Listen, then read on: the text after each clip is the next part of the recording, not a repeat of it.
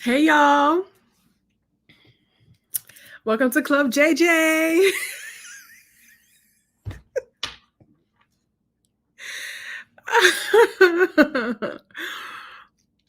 Welcome to the stew. We in the studio. What's up?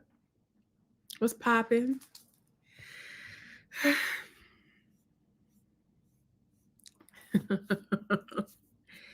Can y'all hear me?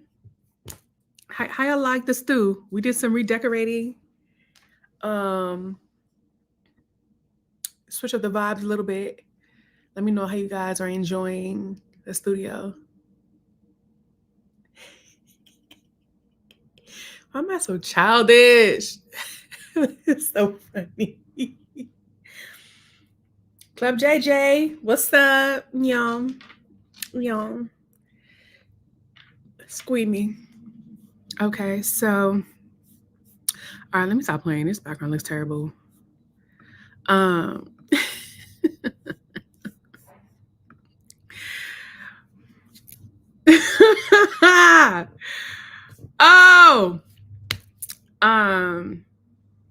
how y'all doing today? I hope you guys are enjoying your evening or whatever time it is where you are. First of all, does everybody have their drink? Question number 1. Hold on. Actually, no, I'm going to leave the background until Ruka gets here. Hold on. Let me switch it back. Because I can't get enough. Yeah. I actually thought about pouring myself some wine. I'm not going to. Come on, background. I really thought about pouring myself some wine. But I'm trying to behave. So I'm drinking kombucha. And it's blueberry mint from the brand Hum.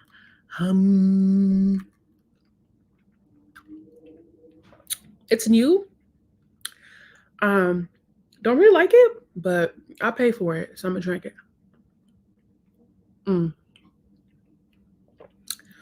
Not too much on Ruka. She just came from work. Not too much.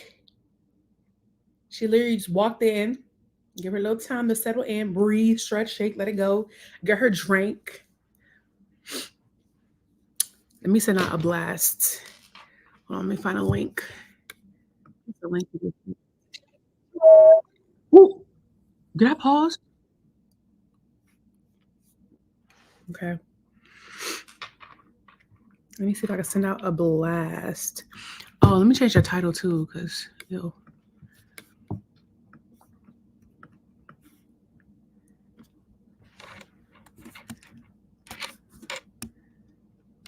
Ooh, ooh, ooh, ooh.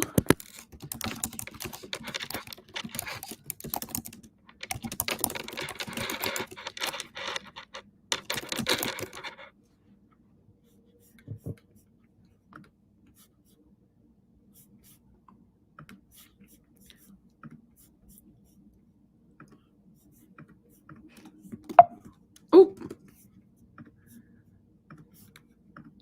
Sorry, did I disappear, y'all? Okay.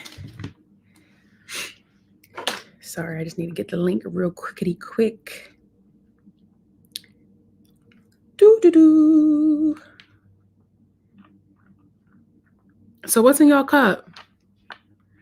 Are y'all boring like me, or y'all drinking a real drink? A real drink.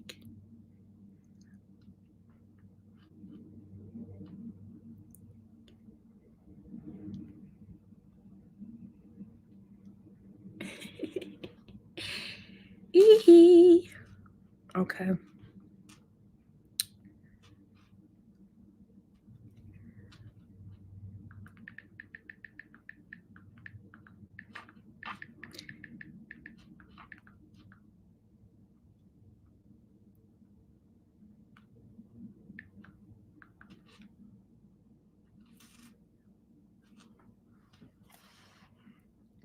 Ooh, ginger Hennessy. Oh, Hennessy. Period. I know that's right.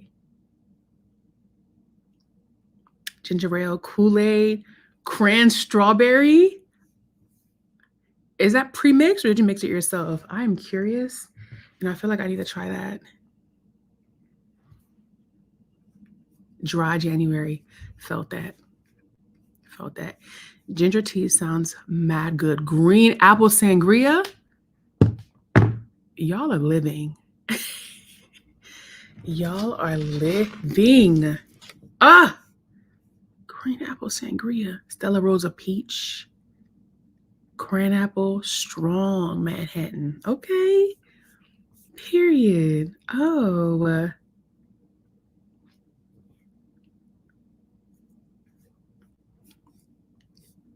Okay. Amaretto Stone sour. Wait a minute. Peach Moscato. Ooh.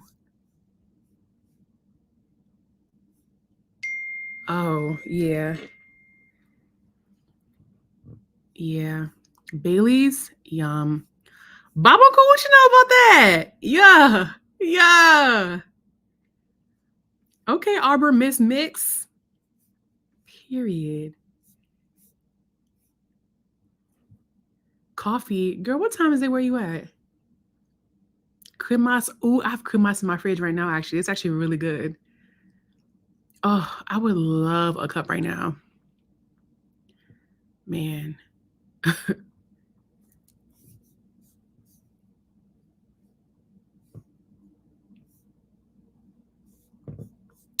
Okay, y'all. So did everyone watch the interview? I feel like this live is so petty, but it's so funny to me. And I got my popcorn. I don't know about y'all. I got a little snack. I'm hungry. But I said if I eat real food, I'm going right to sleep. So I said I'm gonna wait till after this live. Now I have a turkey wing and go to bed.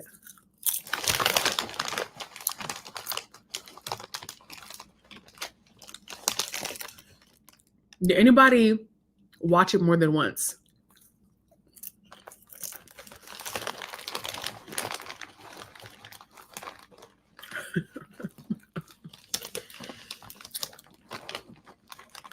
There was a recap? Whose recap did y'all see?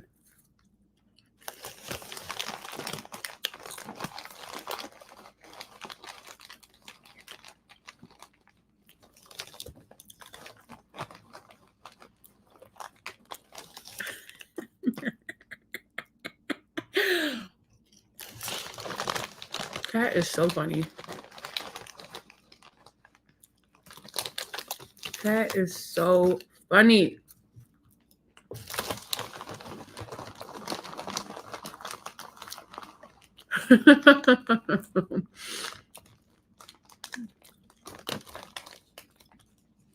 Okay.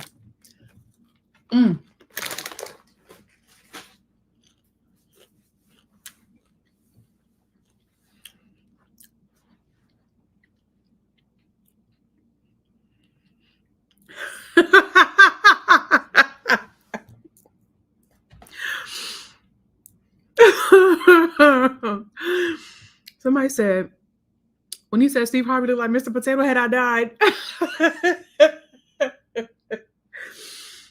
Man. Oh, where's Ruka? I'm ready to talk. Because the way he roasted Steve, damn. Man. He couldn't wait. He came with the guns loaded, bro.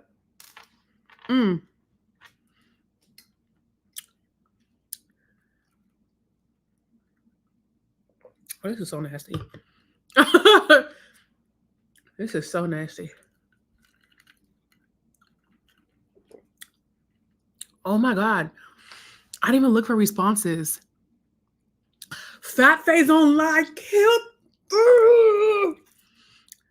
I was disgusted by how much I was cackling at the fat jokes. Like, it was pissing me off because I want to be offended so bad. But damn it, when he said he was going to bust Cedric in the stomach, I said,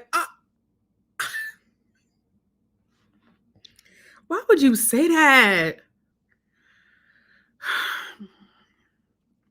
Period. Oh my God.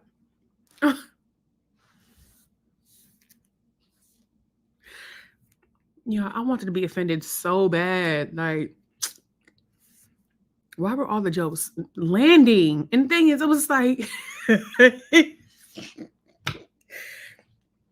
like I'm laughing hard. Like, Jamil, when you laughing at yourself, like, but it ain't funny then. He was eating everybody up.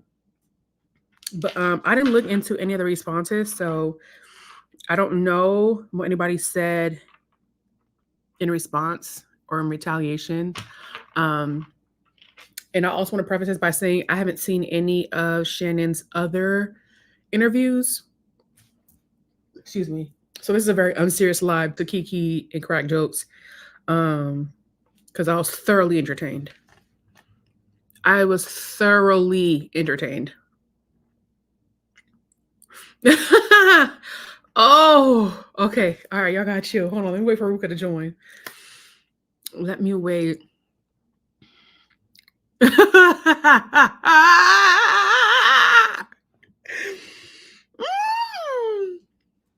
Man, and people were catching strays.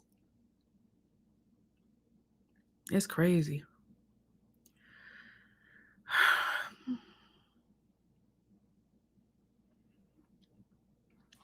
Nah, I think Shay.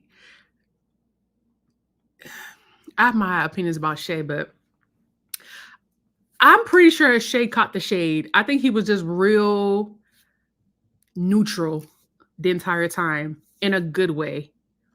Because, there's a certain balance that you have to maintain because you can either rile somebody up the wrong way or let everything flop and it is boring. So, okay. Hold on. Hold on. I think our girl's getting ready. Hold on.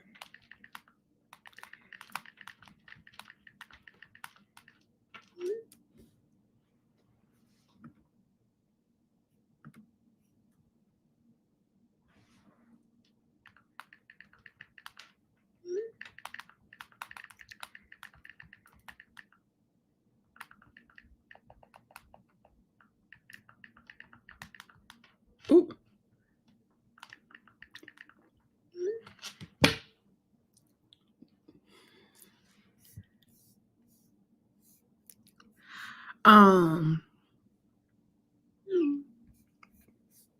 Okay. All right, y'all. Oh, oh, oh, oh, oh. Red-handed. Hey, y'all. We are officially Club Ray J. Oh, brother. Welcome to Club Ray J. Um, the girls are ready. Do you have a drink in hand or are you chilling?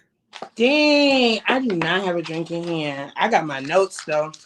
I mean, you could. Damn, I got my notes though. bitch. First of all, what the fuck are you streaming on? Cause your shit clear as hell. My iPhone. What are you streaming on? And how do I get it back? Let me focus. I have the background for you. Oh, great. Now it's giving a news. Hello on today's news. Welcome. You took your back. Ooh, this background better to me. Damn. I mean, I love every one of the backgrounds. Well, hello. Thank you for joining us.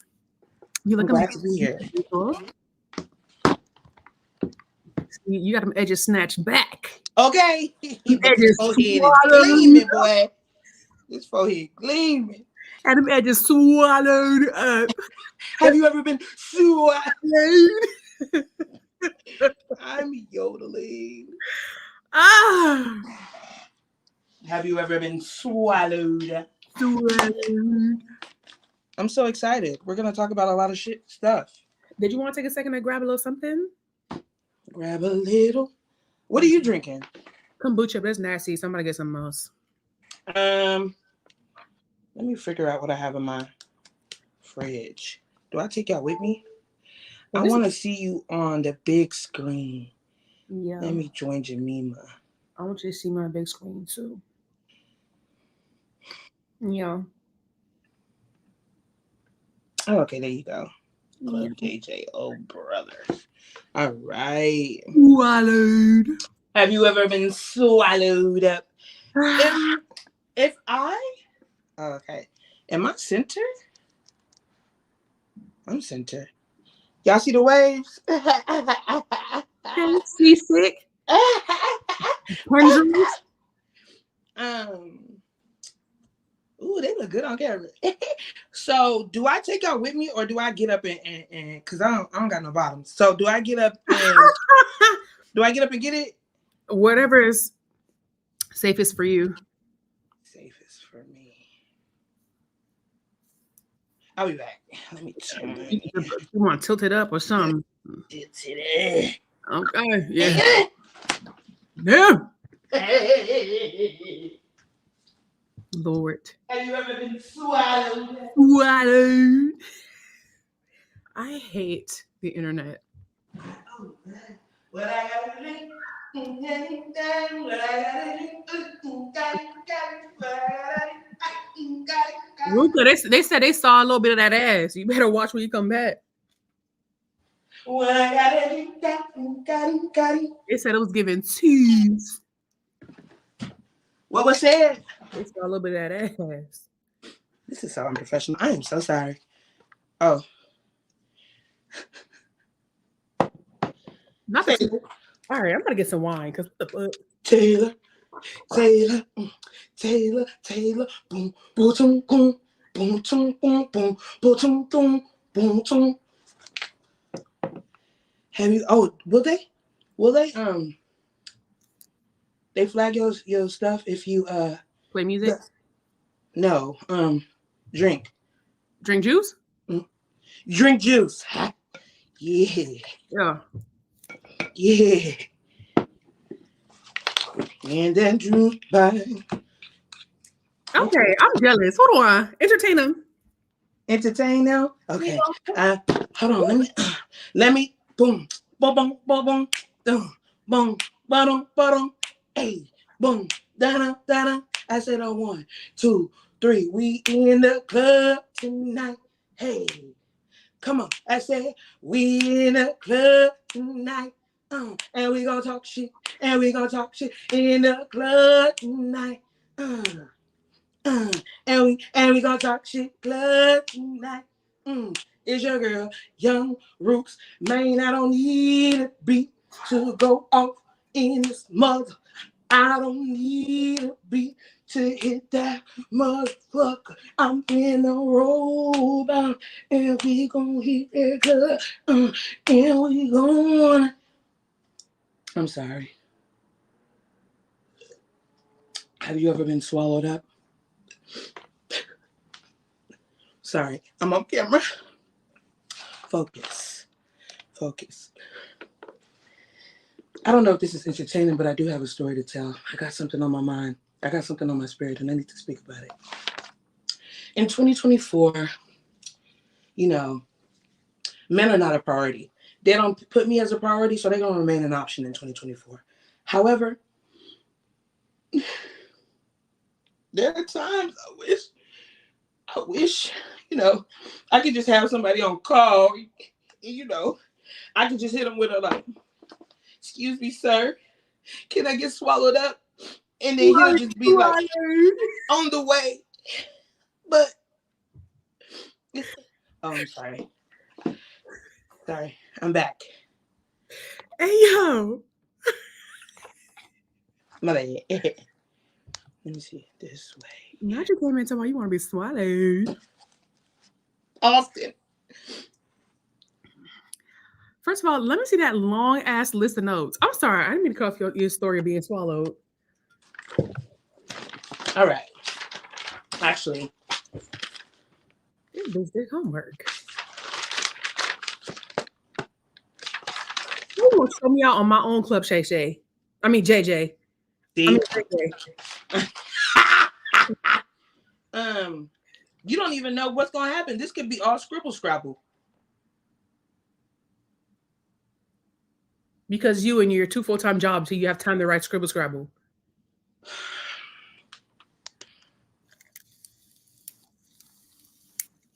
Pull it up. Watch it all fall out. The interview. But I'm sorry. When did you watch the interview? Today. Oh, so it's fresh. I mean, it was 3 hours long, so is it fresh? Hey, that's why I wrote notes. Okay. All right.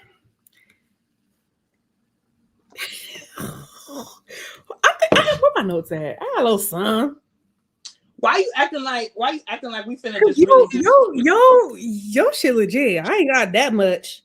Mine's really just talking shit. Dang. I really should have done an outline so we could run through each like major portion. Have you ever been? Oh, I can't stop saying that. Well, what was your thoughts overall? All right, let's start from the beginning. So, first of all, let's put the names out. You know what? There's so many things going through my mind. Okay. Before we begin, let me encapsulate the entire interview. Before you start, I'm playing. For those of y'all that don't know, I have motherfucking chopped and rooks in the house. For those of y'all that don't know, we got my bitch in the house. From motherfucking Dallas.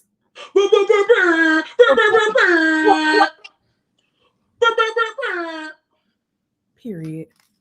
Do I introduce myself? Allow me to reintroduce myself. My name is Ruka. Hey. Coming up live, hitting that hoe, hit the south side. And that's how I'm wide. Every time I'm fresh, I represent the 8th in the motherfucking death. West side up, west side up. Put my cup in the drink, and I put my butt. I was gonna go on your nigga dick, but excuse me. Please. Sorry. Hello, my name is Ruka. We're about to get into it. For those of you that are unaware, Shannon Sharp has a podcast called Club Shay Shay, hence the name Club JJ. And he does interviews with different people, and the latest sensation is his interview with Katt Williams, the comedian, and it has the world in a tailspin. 38 million views in 6 days. It's at 39 now, I think. See? It has the internet in shambles. Okay, shambles. Shambles. Man. And when I tell you the interview itself was pure comedy. To say the least. I said this in the last live. I have never seen anybody stand on business with the intensity of Katt in the hat motherfucking Williams. He said he first got on there and he was like, I needed to let you know why I stopped by. There was no hello. Shannon just introduced him and he said, I need you to know why I even stopped by. And then he started name dropping. He said, before we even get started, let's clear a couple things up. You've had people on here talking shit. And I came here to clear my name. Okay. And not only did he eat up said individuals, he was eating up Shay on the low. He was challenging his intelligence. He was. Oh. Yeah. And that's what I wanted to say. I wanted to say that throughout the duration of their interview, Katt Williams was acting as if he was an almanac, a thesaurus, a dictionary, an atlas. He was using every single word he can come up with. I said, when do these words ever come up in typical conversation? When? And then he would seem like everything that Shannon was saying, he had to be like, no, that's not true. Mm-mm. Have you been to jail? Well, when I smoke cigarettes and weed, and sometimes when they catch me, nigga, yes or no? Okay, that was one. I was like, Katt will never just answer a question straight on. He either answers with an example a hyperbole, or hypothetical situation. a scenario. Bro, what are you talking about? If you were on football, you were on the line. Do you think that your team, nigga, yes or no? Yes or no? I was like, that's interesting. But you know what I've realized? Some people really don't get shit until you apply it to their life. Yes, that's true. And Shannon, first of all, Shannon's tongue is too big for his mouth. Let's talk about all the saliva that was captured throughout the 3 hours of that interview. What do you mean I have to listen to you speak? And that's said respectfully, okay? That's said respectfully. That's number one. Number two, he's not a good interviewer. You're supposed to capitalize on the things that Katt Williams said. He wasn't he was lowercase and everything. He was moving on to the next question immediately. Everybody, let's have a seat. He called out Ricky Smiley. He called out Steve Harvey. He called out Cedric the Entertainer. He called out Faison Love. He called out Ludacris. Luda. He called out, who else did he call out?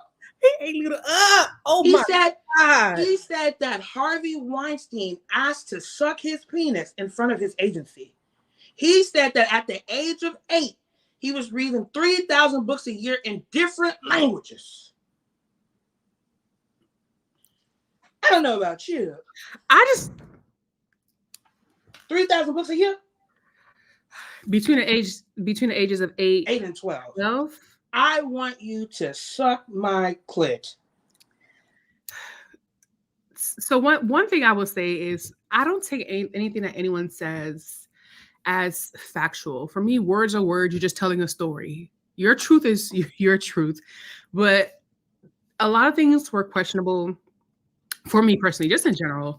But I'm like, who's going to fact check? Who's going to know if at 13 he was really at a truck stop in Miami with his Rottweiler puppy?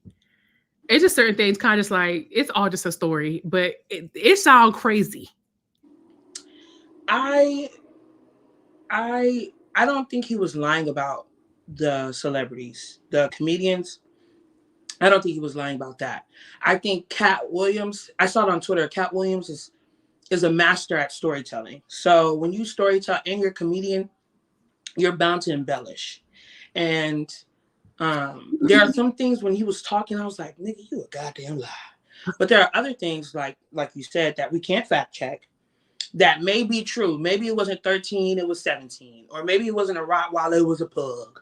Maybe it wasn't a truck stop, it was an Uber station. We don't know. Mm-hmm. But he spoke with so much emphasis. Conviction. Yes.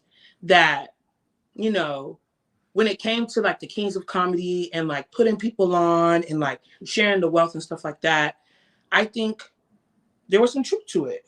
Do you? Like I said, I don't know if anything's truth or everything's false. It's just all a story to me.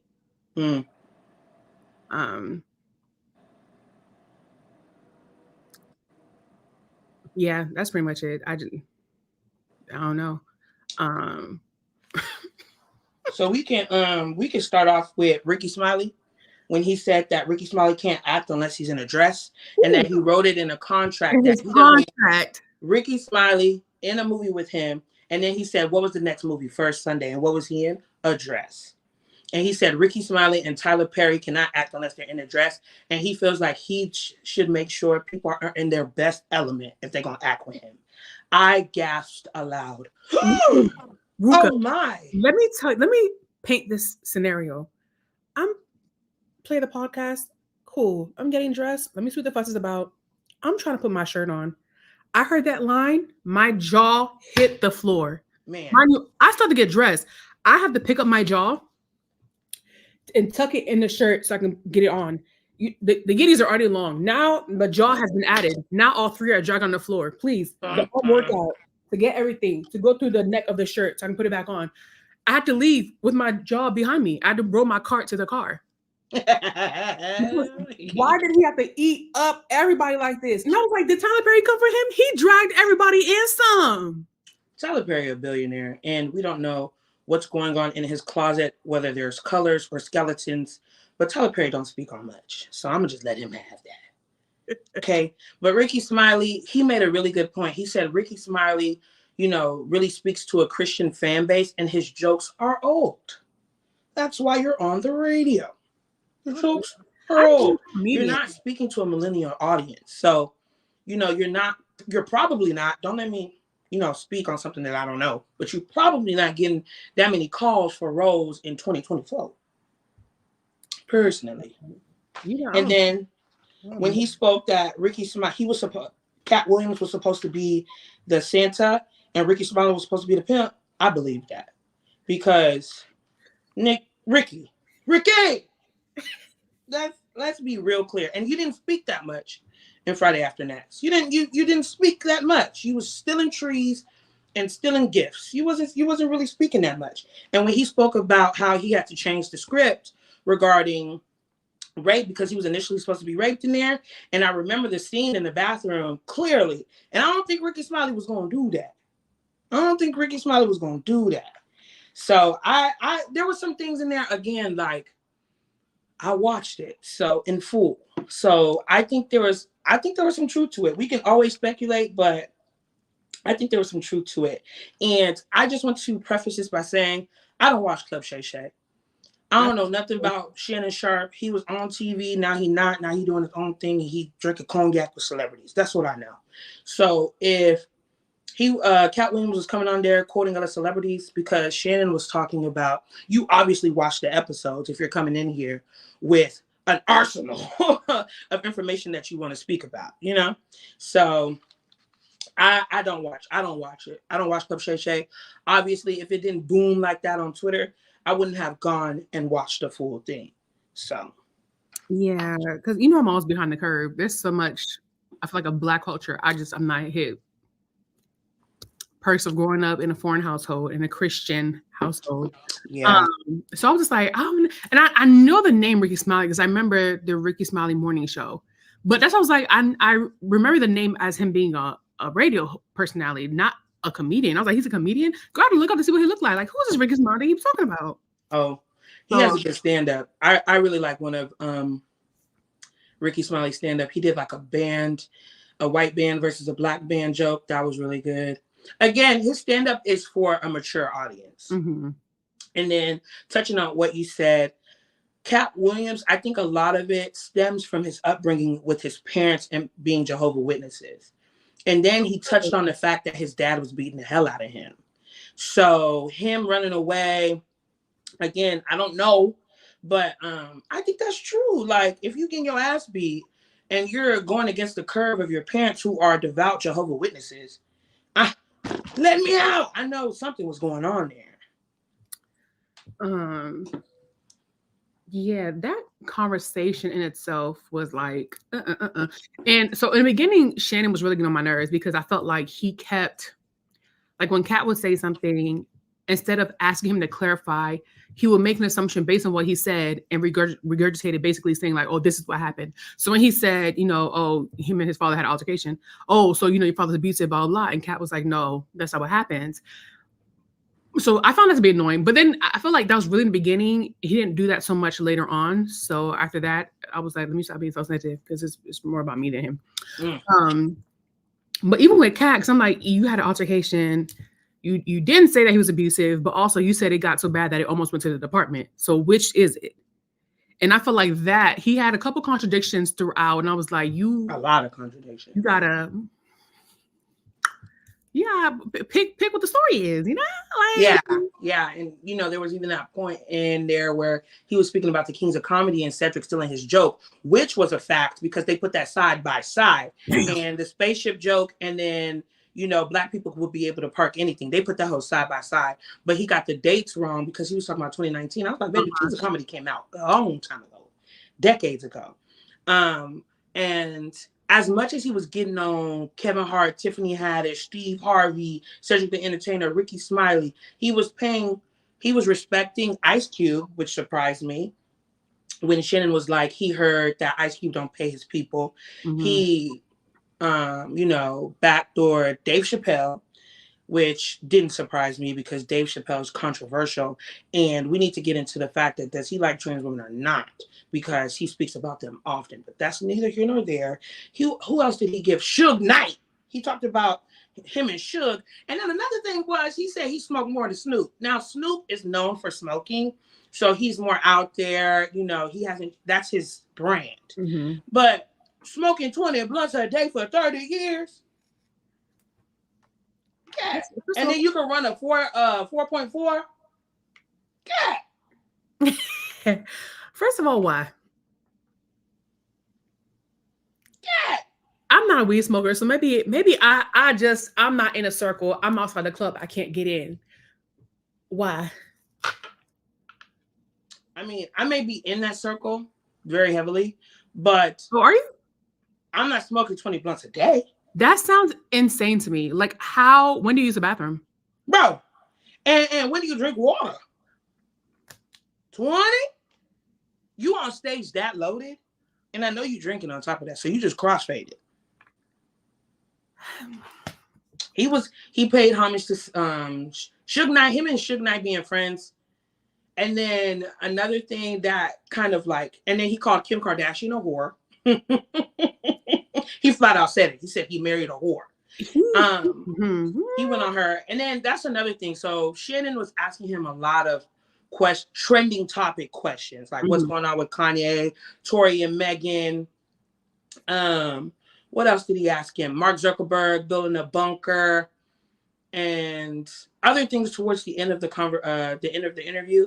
And I was just like, why are you asking Katt Williams? I want to ask you a question now. I don't know if you remember a long, long time ago when Katt Williams got into a fight with a child on the playground. And he was saying throughout the duration of the interview, he was saying he wasn't on hard drugs. He just does cigarettes and smokes weed. Now, this is all speculation. This won't be facts. But do you think that he snorted a line or two? Like I said, and then, you know, the media does like to paint a picture. But I remember the time that he was down bad.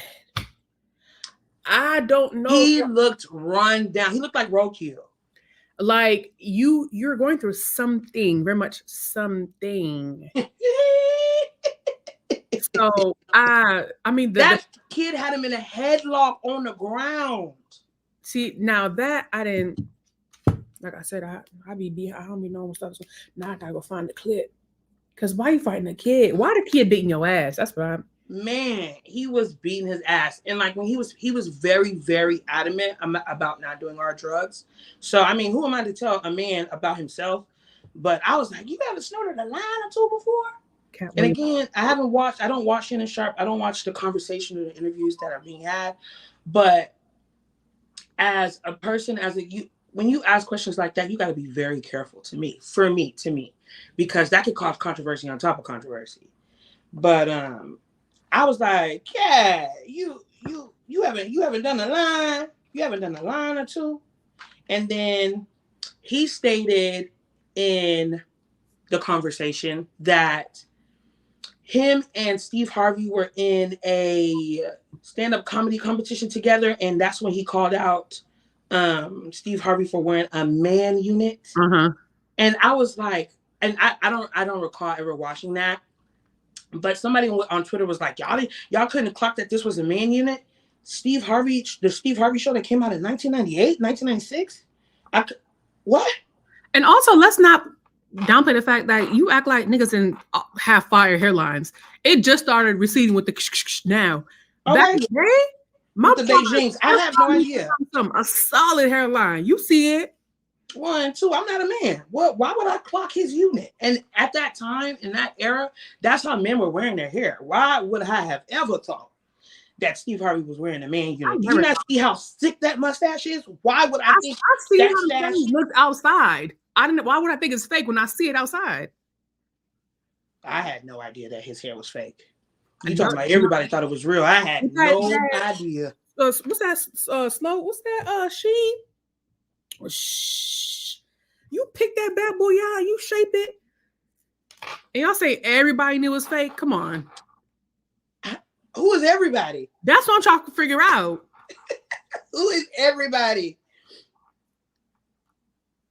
But Yeah, he called him out about that. He called Cedric out about the stolen jokes. And then when he said, "You a fat Faison liar," I was upset. Why did you say that? Why did you say that? It was so funny. Ruka, when I tell you, I wanted to be offended the whole interview. When I tell you, damn near tears. I said, why are all these fucking jokes landing? And he wasn't, a thing that he said at the end was that he wasn't talking down on people to lift himself up. He came in there to straighten out some things. But the way he was just, I said, my goodness, you just came with the chopper, and that hoe is loaded. And then Loaded.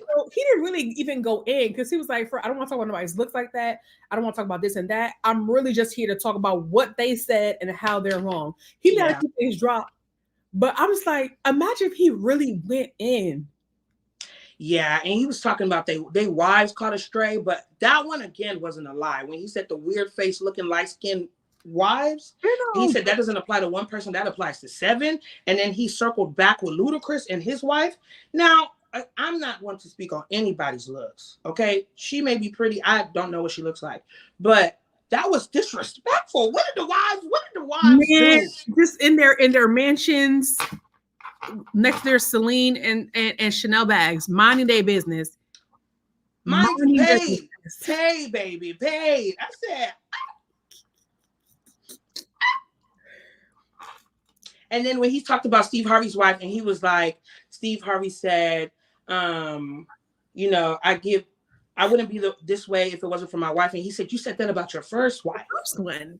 And then, and you always looking for a woman that think like a man, and here you are. I said, ooh, she wally, ooh. I said, oh my.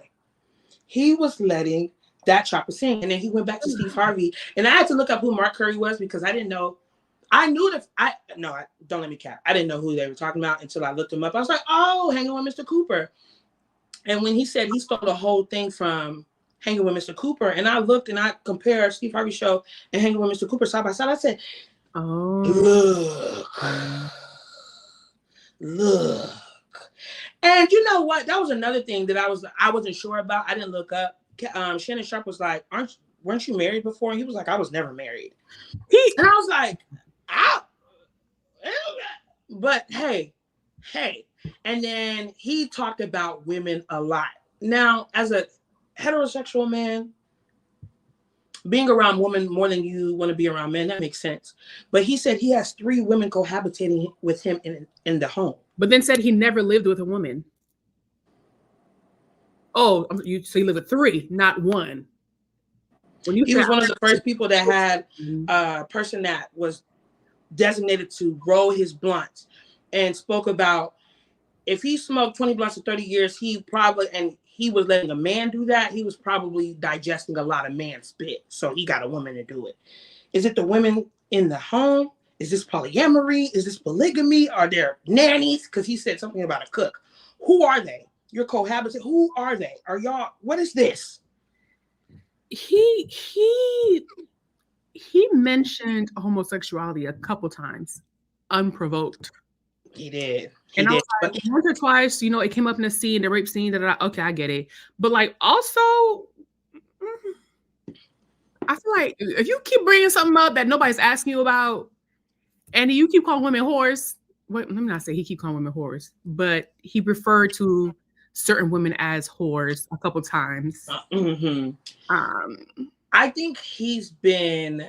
First of all, he said he's pro-black, non-racist something. And then he spoke a lot about the back end of the entertainment industry.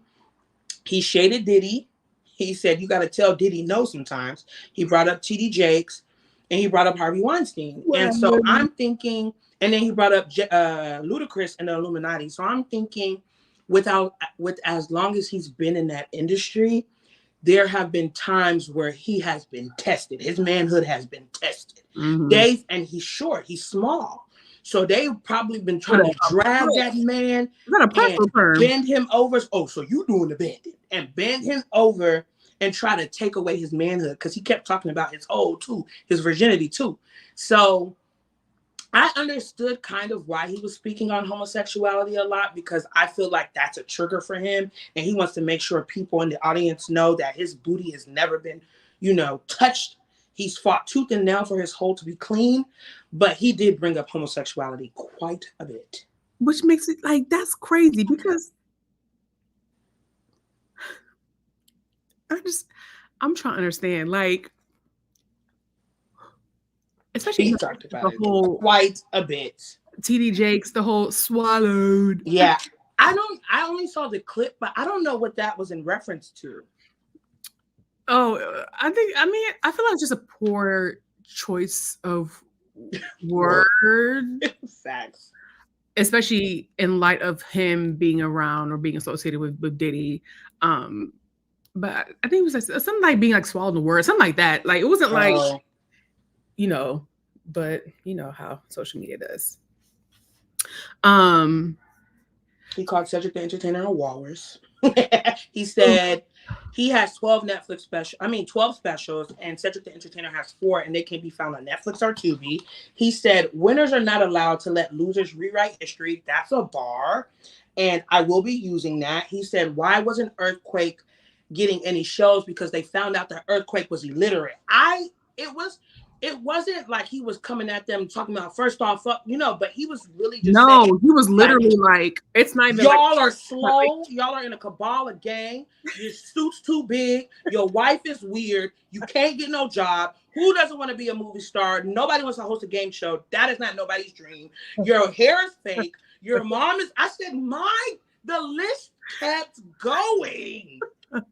I think what really killed me, it was that in all of these situations where he's coming for them, so many of them apply to Shay. And what can you do as a host but sit there and take it? You weird face, white. And now Shay had a weird face, light skinned wife. White, I think she's white. Shannon Sharp's wife is white. It's a wife, but I think I saw that there was a picture of him like affiliated with the wife. Then he started talking about, since when did women like, men with big black noses and heads are like too small for their body, something like that. And I'm like, not you describing Shay. Oh, he's not married. I don't know if it was a girl he was seeing or something, but either way, he's I see dabbled in that area. So I was like, and I do want to say that I do commend Shay, because it was a very neutral interview. So there were times when Katt would say something, and I feel like Shay probably wanted to say more, but he would just be like, "Oh, come on, Katt," or like question about him about something lightly, but not do too much where you're like, "Okay, you're lying." And he gave him creative freedom to speak. But at the same time, it was like, damn, he had to sit there and eat it up, and he ate it, kept it going, kept the questions going, did his motherfucking research. Because out of everything he said, I think only one thing he got slightly wrong, and that was the marriage. He denied the marriage, but also about him being around prostitutes. It was apparently in a different city or something, or a different time. I mean, so the story-ish was right. It was just different location, and I was like, you came with the tea. You came prepared. Yeah, he did. I just think there wasn't enough fluidity in the conversation. I think he did ask good questions. And you're right, he did give Katt Williams room, but I felt as though there wasn't enough like follow-up questions on top of the question that was being asked, or when Katt went on a few tangents, reeling him back in with the facts that he just presented. But like you said, I guess he didn't want to just be like, Katt, you're lying, because Katt was on the edge of his seat. He said he was chilling the entire time, and it's either God's side or the other side. And I felt him for sure, but he was ready to attack every single question Shay was asking. He was ready. My thing is, because I've heard other people, or I've seen other critiques about Shay not expanding more on certain topics, but I'm just like, y'all, this was a 3-hour interview after being edited, and then if you look at the end of the interview, it cut off so abruptly. I said, "Damn, exactly." You know what time ended? Yeah, I said the way it was like mid. Oh, okay, we like literally like, okay, it's done. They're saying Shannon Sharp can't read. Talking about earthquake illiterate. Shannon is not. No, I'm just joking. I don't know if Shannon can't read. I don't know if he got CTE or football has got him lagging a little bit. Also, somebody said that he may have been hesitant to speak before Katt Williams got to him and just, grabbed his ass. So that makes a lot of sense to me. He called Diddy Big Dick Deviant. Why he call him that? Oh, I didn't catch that. Why? Oh, because I'm using Big Dick Deviant. You know that. hey, Big Dick Deviant. Hey, BDD. Also, I want to say that people are calling Katt bitter when you're being portrayed a certain way in the media for years on end. It's very easy when it's not you to be like, oh, why they acting like that? Why they can't just respond like this or chill or do this? When you're consistently being dragged, I just know from what little I experience on this little YouTube and the way I be clapping back, I could never be Katt. Because my hat would have been reaching for a gap. Oh, come on. Hey, I lift my hands. Sorry, but that's very, very true. As somebody who's a growing content creator and I have, I'm curating a safe space, I also know that I don't have time for it. And just an example, somebody commented something that I didn't agree with and I deleted it. And then they were like, you're over here deleting comments that you don't agree with. Yeah. What? And so I don't blame Katt for coming in and settling matters, because if you're going to speak on my name and you're going to talk about me, I'm going to do the same. I'm going to do the same. All he did was match energy. And then the thing about Katt Williams is that he's funny. And, y'all are calling people who are calling him bitter. He was like, for instance, Steve Harvey stated that he didn't want to be a movie star. But then when Bernie Mac got the Ocean's 11 part, he was calling to try to steal the part away from him. What is Steve Harvey? Jealous. And the thing about it is that I don't know many people who will call somebody a friend but say, oh, because Bernie Mac is not aesthetically pleasing, he's dark skinned and ugly and he's this, he shouldn't be able to get the part. Meanwhile, Katt Williams came on there and called you a country bumpkin that can't speak no good. And he just matched the energy that you gave him, because that's jealous energy.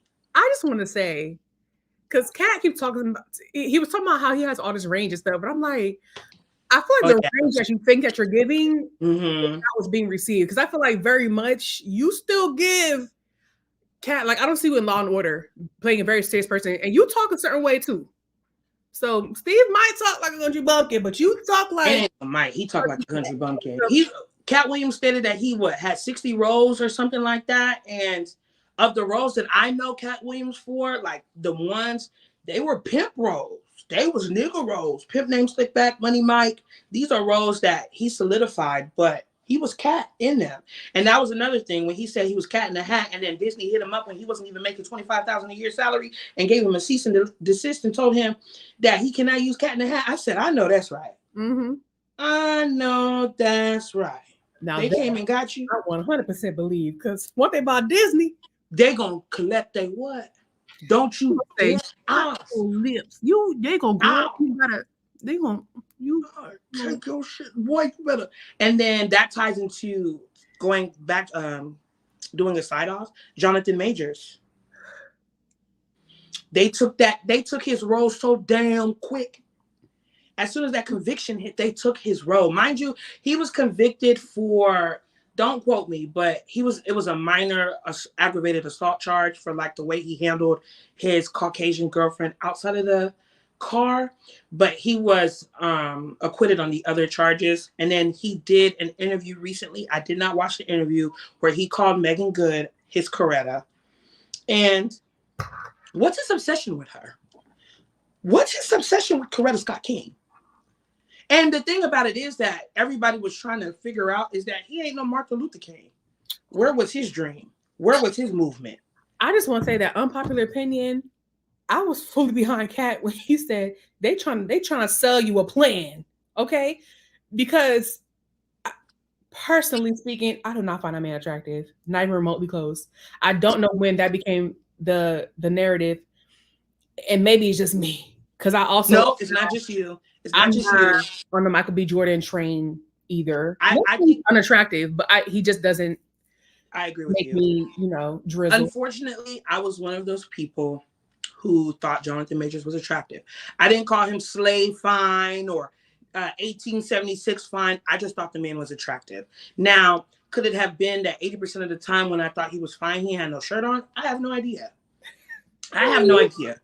But I do find him attractive. However, when he snatched that girl and it looked very obvious from text and evidence that he was abusing her and it wasn't his first time, the attraction went away. And I think that a lot of things on the internet, people don't understand when presented with new information, my mind can change. I stood on what I said before, but I've received new information now. And so my stance is different. I like, let's get it. Let's really be honest with ourselves. If we're talking about growth and we're talking about being an adult, we can talk about new information and changing our minds about certain things. I also want to say that let's not underestimate how much we assume somebody's character and their personality is also intertwined with how we find them attractive. So once you find out somebody is not this man that you think that he is, it's going to decrease how you view him physically. Correct. But he never did. He talked about Minister Farrakhan. Katt Williams talked about Minister Farrakhan, referring to him as a son. And Shannon kind of touched base on him joining the ministry. So I'm assuming, the nation, excuse me. So I'm assuming the Nation of Islam. And I like the fact that he said, like, I'm not going to speak about Judaism or Islam to a Christian or I'm going to find it on the internet. I want to be in the synagogue. I want to be in the mosque. I like that a lot. And then, of course, him coming from that religious background, it makes sense for him to try to see different outlooks or perspectives when it comes to God, because he definitely brought God up a lot in the center of a lot of things, which I appreciated as well. He did talk about Wanda Smith. Do you remember the interviewer that tried to gnarled fingers? Oh, why don't you come and run your gnarled? Oh, and then, please, somebody correct me if I'm wrong. She got fired, and her husband came up there and tried to slice and dice Katt Williams. Yes. Well, she got fired? Yeah, she got fired. Mm-hmm. From what I was seeing. But he ate her up on her own show, and he stated Wanda prior to them airing, and he said that was a mostly homosexual demographic. He said prior to them airing, she said, "Oh, we're gonna just talk about this very superficial stuff," and then as soon as the light went on, she changed the whole thing. So if that's the case, why wouldn't I come for your neck as Absolutely. You were coming for mine? Because when she was talking about his suit and he pulled the hoe up and it was Versace collection, and he was talking about her gold lipstick, and then when he was like, "What can you cook?" and she said, "I make a nice broccoli." Why wouldn't he be on your head? Why wouldn't he not be on your ass? I was like, why would you even say that? Like, can he fact check? Why would you say broccoli? Why? And that was the first thing. Well, I make a good broccoli, and he said, "Please Google how to make broccoli," and it's nothing but boiling water. And was he lying? Like, lady, what are you talking about? She set herself up for that entire situation to play out the way it did, and I couldn't even feel bad. Like, because why would you tell somebody that and then you do the exact opposite? I feel like you're trying to disarm her or something. Like, what exactly. What's going on? Oh, I thought you were frozen. I'm so sorry. But there was something that I wanted to talk about that Shannon Sharp said in regards to that. He was like, she's a female, so you have to put on your kitten gloves and be softer to her. And I was like, and then Katt Williams was like, it sounds like you're saying women are not equal. And I agree. When Shannon Sharp was talking about, oh, women want to just be equal in certain things, but not all things. Who said that? Who said that to you? I agreed with that one, low key. I want to be equal in all things. I want to be equal in pay, but I don't want you to tell me to go mow the lawn because fuck you. Who doing that? I mean, we're gonna pay for convenience now. I'm not mowing the fucking lawn. And don't draft me to the military at 18 automatically. I'm not doing that. Now, okay, you know what? Now you're bringing in things I've seen things that I reimagined. I am not first of all, I'm big. What I'm gonna do on the war See, battlefield? now you're making it individual. I'm talking about across the board. No. I want to be seen as an equal person, but I also want to be able to use things in order to get out of things. You know what? If I'm keeping it a buck, I don't even want to be equal. I feel like it's the time for us to switch the tables. I want the best of everything, and I want you to accommodate me. Period. And Okay. I should not be ashamed to say that. Like, how about you just do what I want you to do, and that's it. Correct. Pay me my money, and you still go do what you need to do. You still go fix the car, go do things, and you can go in the kitchen and cook too. Thank you, sir. Correct.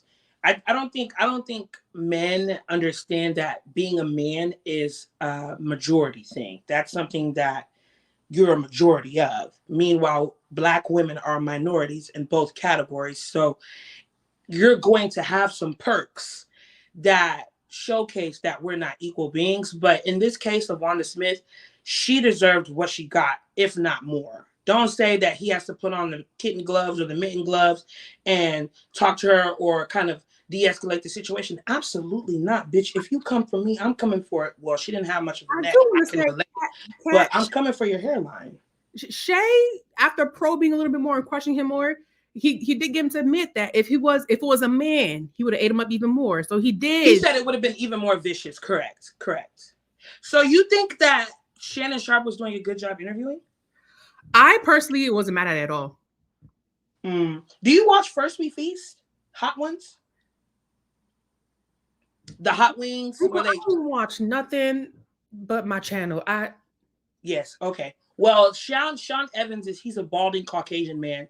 I really like the way he interviews, and I think that's what I was comparing him to. However, talking to you and then definitely seeing the people in the chat, I see that that's Shannon Sharpe's interviewing style. Again, Shannon Sharpe has been on ESPN. He's been on his shows, First Take, with the white man that looks like Green Goblin. He's done his due diligence, so this is something that is kind of course, helping him grow in that manner. But it was just a little choppy for me. And I also don't like the way Shannon Sharpe speaks. He can't help it. But he sounds gnarled. Sorry. I'm sorry. So when you say it was choppy, because I think we also have to take into account his role. As someone that's leading an interview and you have a timeline, you have a schedule, you're trying to hit certain things. Do you think that it was choppy because he was trying to keep the conversation going? Or do you think that just the questions weren't that great? Like, what exactly did you expect from him or you think he could have done better with? I didn't expect anything I didn't know what I was going in. Getting into and watching that. However, like I stated before, I would have liked for him to capitalize on things without being hesitant on some things. I understand giving somebody creative room to speak, or when you've come to address matters, let them address the matters. But I also think him trying to reel it in would have been helpful as well. Now, if reeling it in for him was going to the next question, then I guess. But I like a little bit of finality. So we're done with that. We're locking that up. Now we're going into the next one. Okay, Katt. So in essence, you stated that Steve Harvey reading no. How do you feel about, and then moving on to the next question? I don't think there was much of that. So like, you didn't think it was enough of him like concluding the previous conversation before moving on? I don't think there was enough fluidity. Okay. I don't think there was enough fluidity. I don't think there was, it wasn't smooth to me. I feel like we were in a blue category, then we went to red, then we went to purple, then we went to blue, then we went to red. Like, I would like it to be, it wasn't cohesive enough to me. I'm going to go back and watch so I can see. No, it's a popular opinion because I spoke about it on Twitter today. It was a popular opinion. I think Shannon Sharpe even spoke about the after effects of the Katt Williams conversation. Because I said, I don't like the way he interviewed that. And people were like, that's how he interviews. And he was asking all the right questions and he was giving him room to speak. I said, okay, my bad. But that was just my end of things. Yeah, people are saying he couldn't control the interview. Katt didn't go there to be controlled. Katt didn't follow a narrative. Katt had his own agenda. He just happened to let Shannon be there and host the platform as a favor. Yes, like he did. Because he said after this, watch you blow. Like watch, like he knew he was very intentional. Katt knew what he was doing, and he knew where he was doing it at. There was also something that he stated. He stated like whenever he's doing shows or events like that, he doesn't promote and he doesn't do postings on the internet or go on radio shows. And I was just like, why? I understand that your name holds weight, but why not? That's just so strange because you can open up a whole new audience by. I mean, I understand you. You know, it's a favor if I ever come up on your show. It's something. This is a privilege. I get it, but like, it would help you as a comedian, especially as a comedian that's been in the game for 30 years, as you stated. And as you said, I'm one of the richest people that ever walked or ever lived. And you weren't talking about actual riches. You were just talking about you wake up not wanting for anything. Okay, cool. Bet. But you can also do something in order to kind of capture more people. Not if he doesn't want to. If he feels content with where he is and he's already solidified in his standing and he's confident in where he is and he don't feel like doing more work, that's like, okay, you top 5 of the YouTubers. Do you want to go out of your way to do something that you don't want to do to get even more? At what point is it too much? Well, yes, I do. If I'm top 5 YouTubers, that means I'm not number 1. So let me be number 1. And then we could get back to that conversation. That's me personally. What if you already think you're number 1? Huh? What if you already think you're number 1? I wouldn't think I'm number 1 if there's analytics. I mean, thinking like Katt, because he think he number 1. That's what I'm saying. Well, so if you think you're number 1 and you're already successful and you're already superseding everyone else that's in your lane that they're not even close to you, and you don't want to do these interviews because niggas is fake and they become for you and we try point their gnarled fingers at you, and you don't want to do it, successful without doing it, do you still think that he should go out of his way to do it? I mean, if you put it that way, if you want to be your own person and not do, if you're going on tour and you don't want to promote your tour, then okay. But I mean, if you're going on tour and you see people in your caliber, such as Dave Chappelle, doing what's necessary in order to promote his tour, then promote your tour. Your tour, respectfully, is on Groupon, and that your name holds weight. So why don't you do the due diligence necessary in order to have those filled seats, those sold out shows, because you're worth that. Does Dave promote his stuff? I have no idea. Oh, I'm just using him as an example. I'm not a fan of Dave Chappelle either. You're not a fan of Dave. I think Dave Chappelle is he's a comedian. I think that he is the balance between the old generation of comedians and a new generation of comedians. Now, there's some things that I don't agree with him on, but I think that in essence, he's a comedian. He talks about controversial opinions. Nothing is off limits to him. And he speaks in an air of, I don't know if this is a word, factuality, while also being full of shit. Yeah, I think his I just have a different style of comedy personally. But yeah, so because people are saying you're comparing Beyonce and Katt Williams? He doesn't promote. Who bringing up my mother? Beyonce doesn't need to promote. What? That's what I'm saying. And when she was coming up and through, she did everything she didn't want to do. She did everything she didn't want to do. Someone asked, as YouTubers, do y'all feel the same way about competition? Not even close. For me personally, like is YouTube a competition? There's no. First of all, I feel like the amount of high level comedians that there are versus the number of YouTubers, it don't even, because anyone can be a YouTuber. You don't have to have skill, talent. You just create an account. Exactly. But I just, oh my God, I would feel terrible if anybody had that serious sense of competition, because my God, that sounds draining. Katt could be the Beyonce of comedy. That's a wild statement. Oh my God, I love Katt. He in the top for me.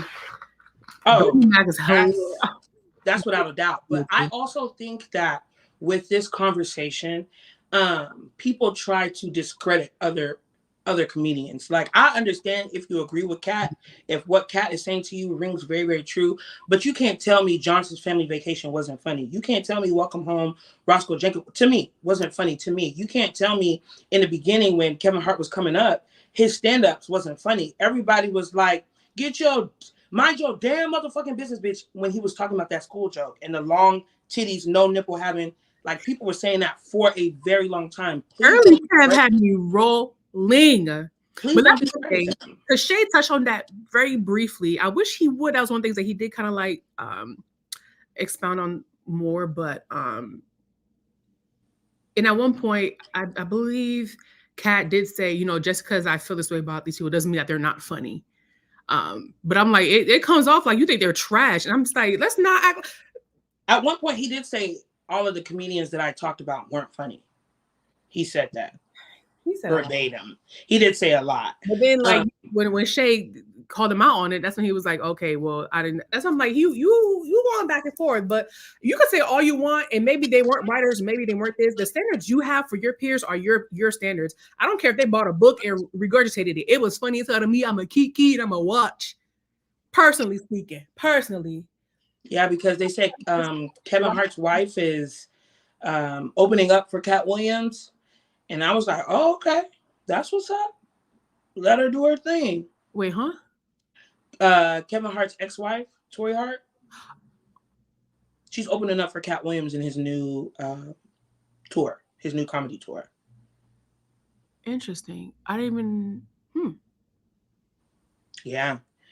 Yeah. So, I mean, right there.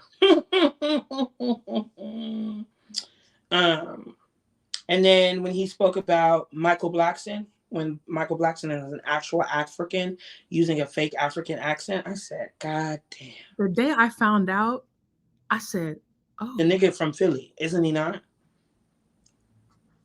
I said, and he sounds just like a nigga.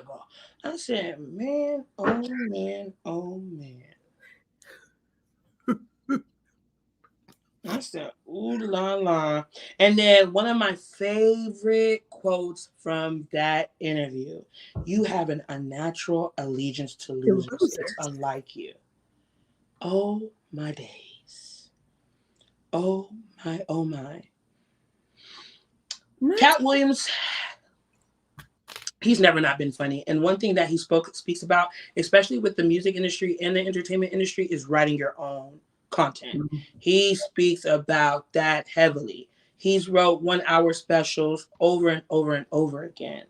And I think that showcases a true artist. Now, I wouldn't be able to kind of like have a top 5 when it comes to comedians because nobody's really doing stand-up anymore. And the stand-ups that I see, like Netflix specials and stuff like that, don't move me. I don't remember the last time I saw a stand-up and actually, have you? Do you? Bitch, you. Because every time I talk to you, my mouth is open mouth cackling. No, but seriously, I don't even think really I didn't watch Monique's latest stand-up comedy. I don't think Tiffany Haddish is funny. I haven't thought she was funny since Girls Trip. I can honestly admit Steve Harvey for a very long time, especially when growing up, he was one of my favorite comedians. He was my dad's favorite comedian. I loved the Steve Harvey show. He was just something. But when he unleashed the kraken of a wig, I think, and he transitioned into other, endeavors, it kind of like dwindled. Kevin Hart's latest specials, I haven't watched the last 2. There was one where he did a special in his house, which I thought was a flex. I respected that. But he was so condescending, and he was mostly talking about the cancel culture because at that time he was cheating left and right. He was getting caught cheating. It was obnoxious. And he was talking about the cancel culture, basically saying, fuck y'all can't cancel me. I'm rich. And I understand that. Don't get me wrong. Cancel culture is very, very, it's a controversial topic, but like you're speaking to people who support you. Why are you coming whoa, Jamal, don't pull out the 9. Why are you coming at me so hard? And so after that stand-up, he's released, I think 2 more since then. I haven't been a fan. He also released a mockumentary or a documentary with Chris Rock talking about the Headliners tour on Netflix. Wasn't moved. And then who else did he talk about? Cedric the Entertainer. I remember Cedric the Entertainer had a stand-up where in the beginning, his introduction, he brought out a black marching band. That was fire. But I don't remember the Cedric in his stomach. Oh, yeah? bust open his shit. I don't remember the content. And when he said it's not even on Netflix or Tubi, like he hit the nail on the head. I don't remember. Ricky Smiley, he has a radio show, maybe? I don't remember It's shit. on Netflix or Tubi. And then he said, let me say that again. He said, and let me say that again. And I melted. Tubi? yeah, like, I mean, Martin had Run Tell Dat. I remember that. To me, that was a good stand-up, but there haven't been just, standout comedians of this time. I did appreciate Katt Williams speaking on when Shannon asked him about these new up-and-coming comedians, and he gave them an air of grace. Hilarious. He gave the Wild 'N Out crew. Yeah. He named, and then he did name the Wild 'N Out crew. Yeah, he named Desi Banks. And I would love to be name dropped by a comedian like that, respectfully. Mm-hmm. I really, really like that. I was like, okay. Because he said they deal with things that somebody like me doesn't have to deal with. And that made a lot of sense. I love that he didn't discount them just because it's a new generation. Because other people were like, they're not real comedians. Mm-hmm. It's not that. I'm just like, everybody got their own struggle, bro. Everybody got their own struggle. Just because they didn't go through what you went through doesn't mean they're not doing their own thing, Mm-hmm. Exactly. And I really like that. He said the Chris Tucker that we know now isn't the Chris Tucker that was smoky back then, because he would have called Chris Tucker one of the funniest people that he knew had he not been on Epstein's island. I said, oh dear. But then I went to say how he a church boy now, how you don't smoke weed, and I'm like, which one is it? Exactly. He did. He said that. Yeah, he said he didn't want to be the staple of somebody smoking weed all the time back then because he was involved in the church. Meanwhile, Katt was known for smoking weed, Snoop was known for smoking weed, shit like that. I was like, I would have never have guessed that Chris Tucker came from a religious household. So he said because he came from there, or that's where he is now. From what I gathered, it was he didn't want to be seen as the pinnacle of smoking with the smoky character because he was in the church. Christmas. Yeah, MJ was his best friend. Exactly. You ever had somebody give you a nickname like that? No, me neither. Yeah. He said, when was it? Has a grown ass man ever giving you a nickname? I said, oh, that's right. He also talked about he was holding a baby in his hands and the baby was holding his chain, and then the chain fell and knocked out his 2 front teeth. And so when he went to the dentist, they found a tumor in his jaw, and it cost $100K for it to come out. Do you remember that? Mm-hmm. I said, oh my. To pay. That's why. One thing about Katt, I was very curious about his funds because he talked about how he didn't spend his money how everybody else spent his money. But then he said he had his net worth on him. So I'm like, where your money go? Because you talking about how you have all these specials, all this, that, but you were saying, oh, I'm not at a strip club with the basketball players. But then you say you go to every town, you in every bar and every strip club. So do you go to strip clubs or do you not go to strip clubs? You don't spend your money how everybody else spends their money, but where is your money? He just said, I was like, that's very true. Minutes ago that you didn't go to strip clubs. So how you know the basketball players were in there throwing dollars, throwing up they all their money, but you don't spend your money like them? Very true. I mean, that's none of my business really, because no facts, but this is all just conversation coming from that. Let's look in the chat. What are people saying in the chat? What kind of questions y'all got in the chat? He said his 10 kids felt that. 7 kids? I thought he said he had 7. That was another thing that I liked about Katt Williams. What did he say when he was talking about giving back? He said, why would I get a star on the Walk of Fame when this person has been on the list? And that's what he said that I really liked. He said, why wouldn't somebody still get flowers just because they can't afford them? I said, that is tea. It said her name been on the list, but you just can't afford. But how about I got to pay for something that you trying to give me? Mm-hmm.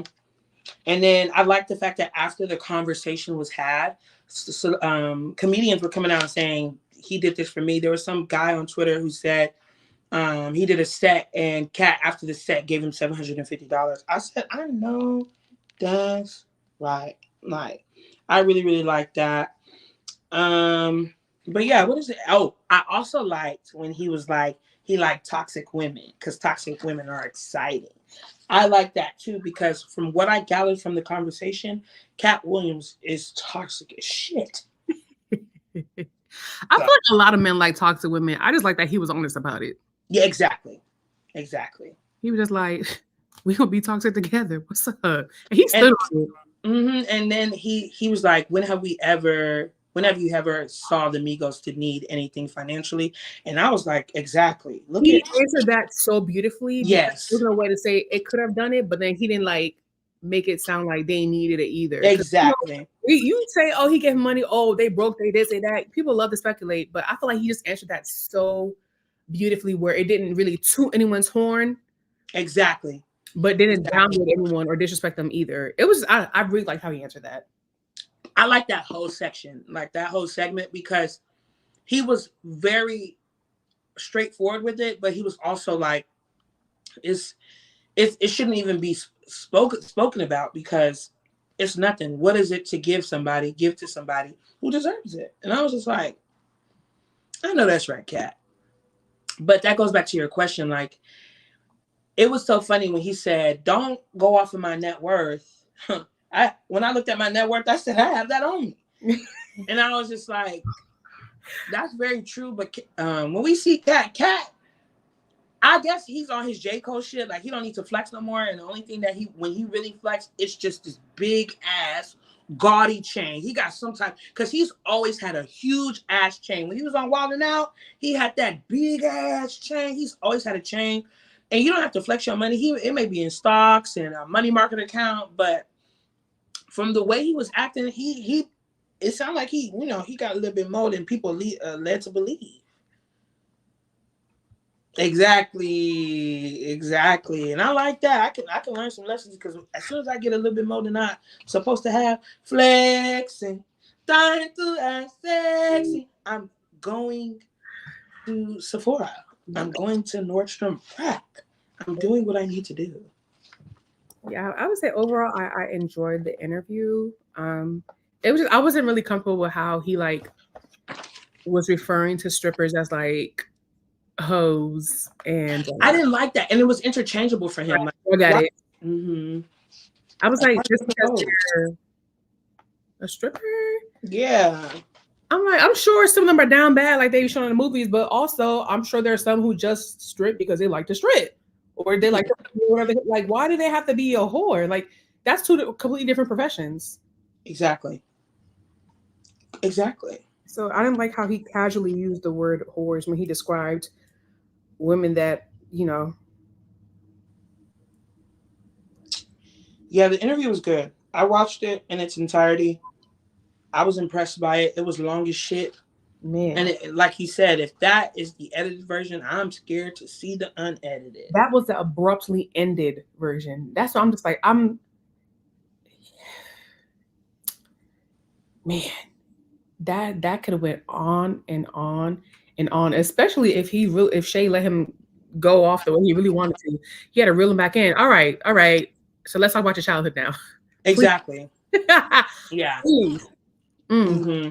I like that. I mean, now that we speak on it, I'm presented with new information, so a lot of things with the way it went makes sense. But like at the end when he was asking those trending topic questions, there was one thing that he said about Kanye West. He was like, Kanye West started a church and didn't stop cussing, and nobody said anything about it.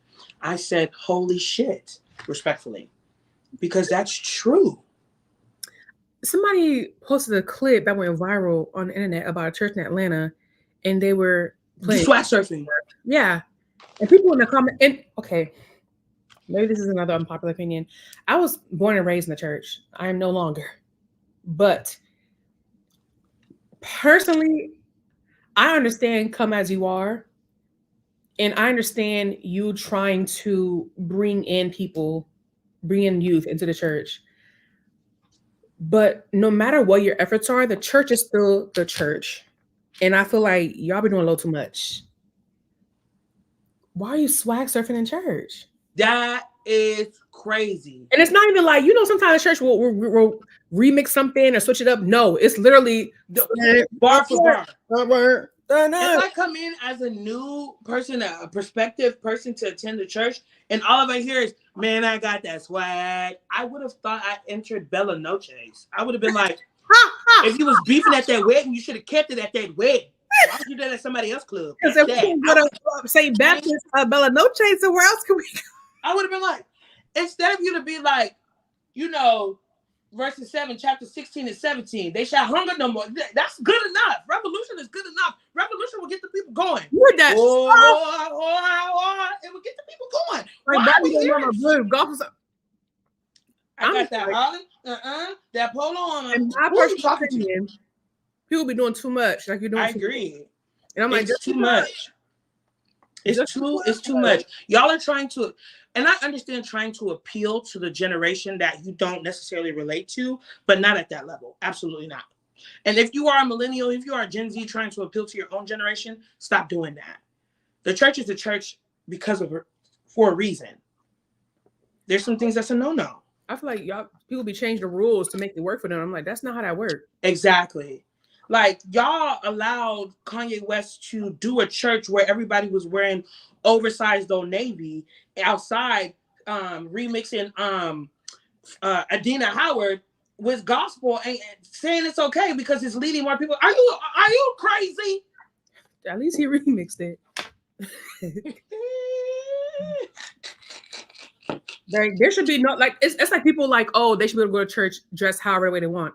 You're insane. I'm sorry. I'm not saying you're insane. I do not agree. There's no reason why I can leave the club Saturday night and go to church Sunday and I don't see a difference. You don't go to work any way you want to. There's a code of conduct everywhere you go. I don't disagree.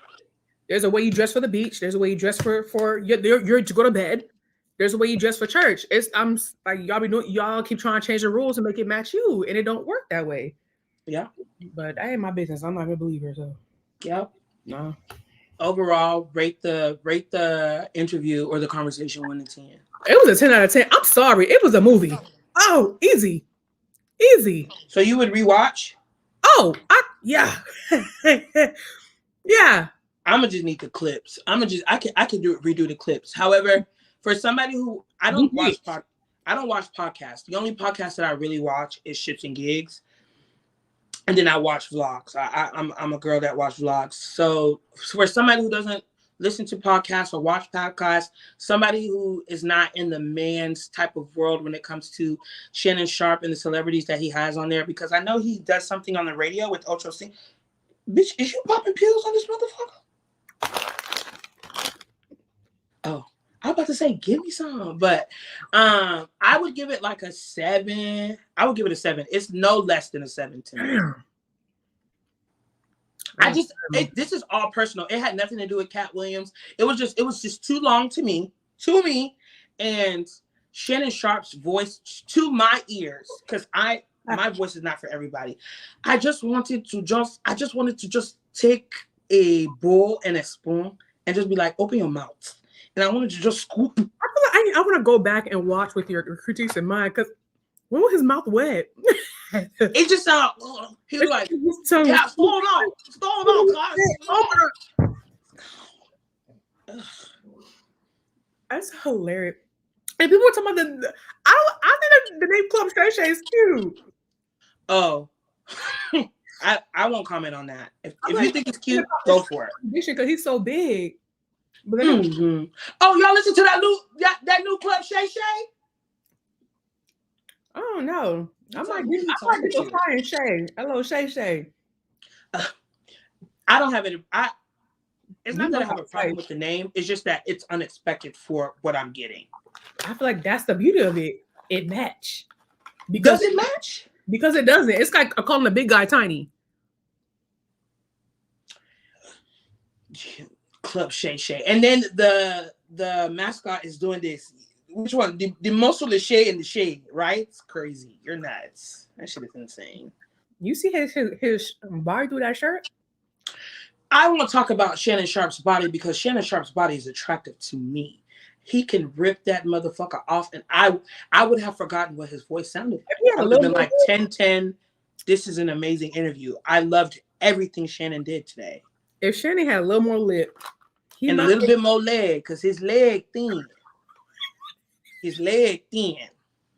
And they said, because I spoke about his the way he sounded to me, and they said it's because of his big ass teeth. And I said, oh, whoops.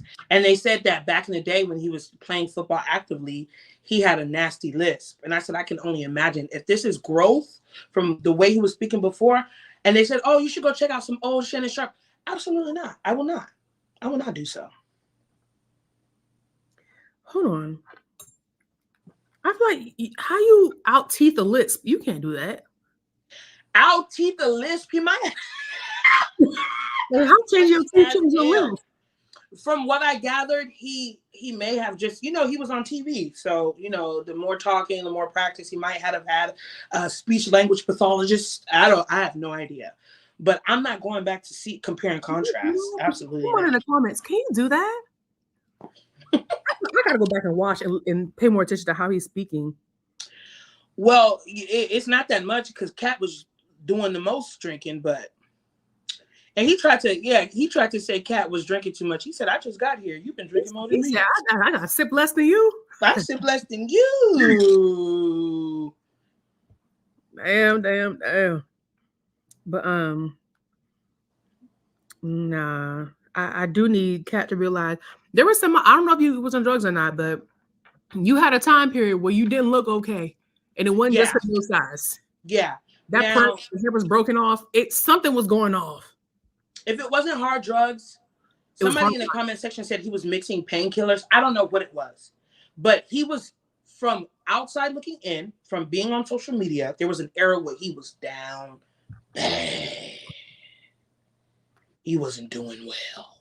I'm gonna say I would have addressed, because I will not watch I don't watch podcasts, and I think Joe Budden. Everybody talks about Joe Budden's podcast.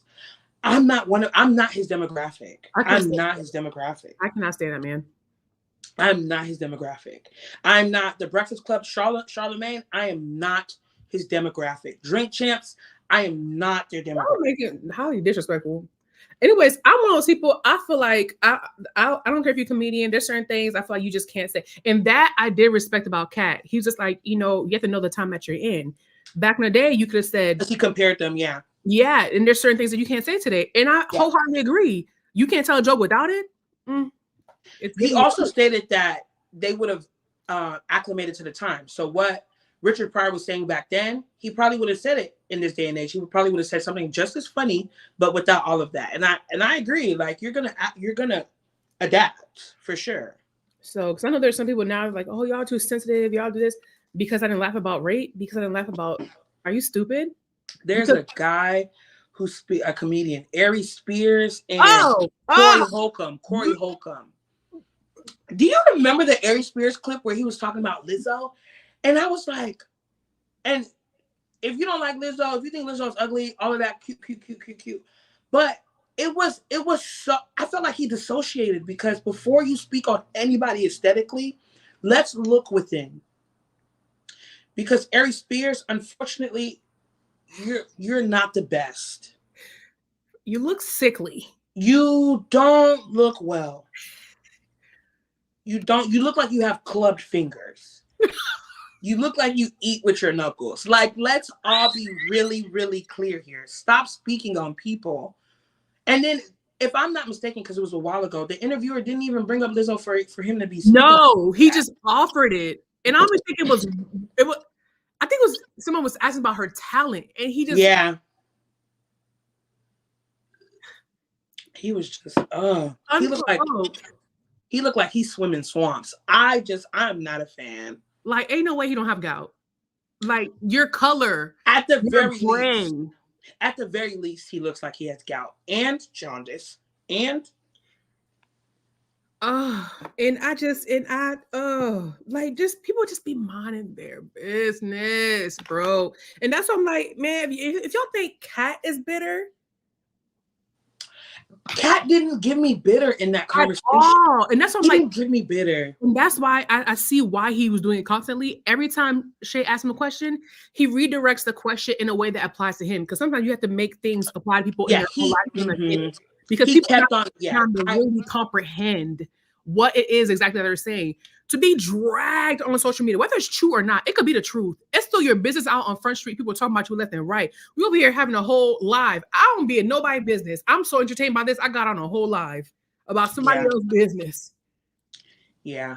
And that's something that I'm leaving this conversation with, is the fact that at first I didn't like Katt stopped speaking in freaking parables, but he was trying to get Shannon to understand what he was doing and why he was doing it. And not just Shannon, but the limited men that watch him that only know anything about sports. Exactly. That can't have a conversation outside of sports. Exactly. I have to give you this football reference because that's all you know. And that's all you're going to guess. And another thing is that I think Katt is smart. I think Katt Williams is very, very smart. I think that his experiences in the entertainment industry, as well as his upbringing, has created something that people don't see, but his intelligence was very, very apparent in that conversation to me. Same. So, and he sounded very superior above the comedians that he listed. And at first, when I went in, because all I saw was clips on Twitter, I thought he was just going in on everybody, but he definitely gave props to a lot of people. They lost me at Suge. I said, When he said he used to talk to Suge, he said, yeah. I said, Suge, nice. You know, people are trying to make changes to that. The killer? Not killer, the murderer? I just want to say, if even I know that, goddamn, that man's down bad. That man is talking about Suge Knight.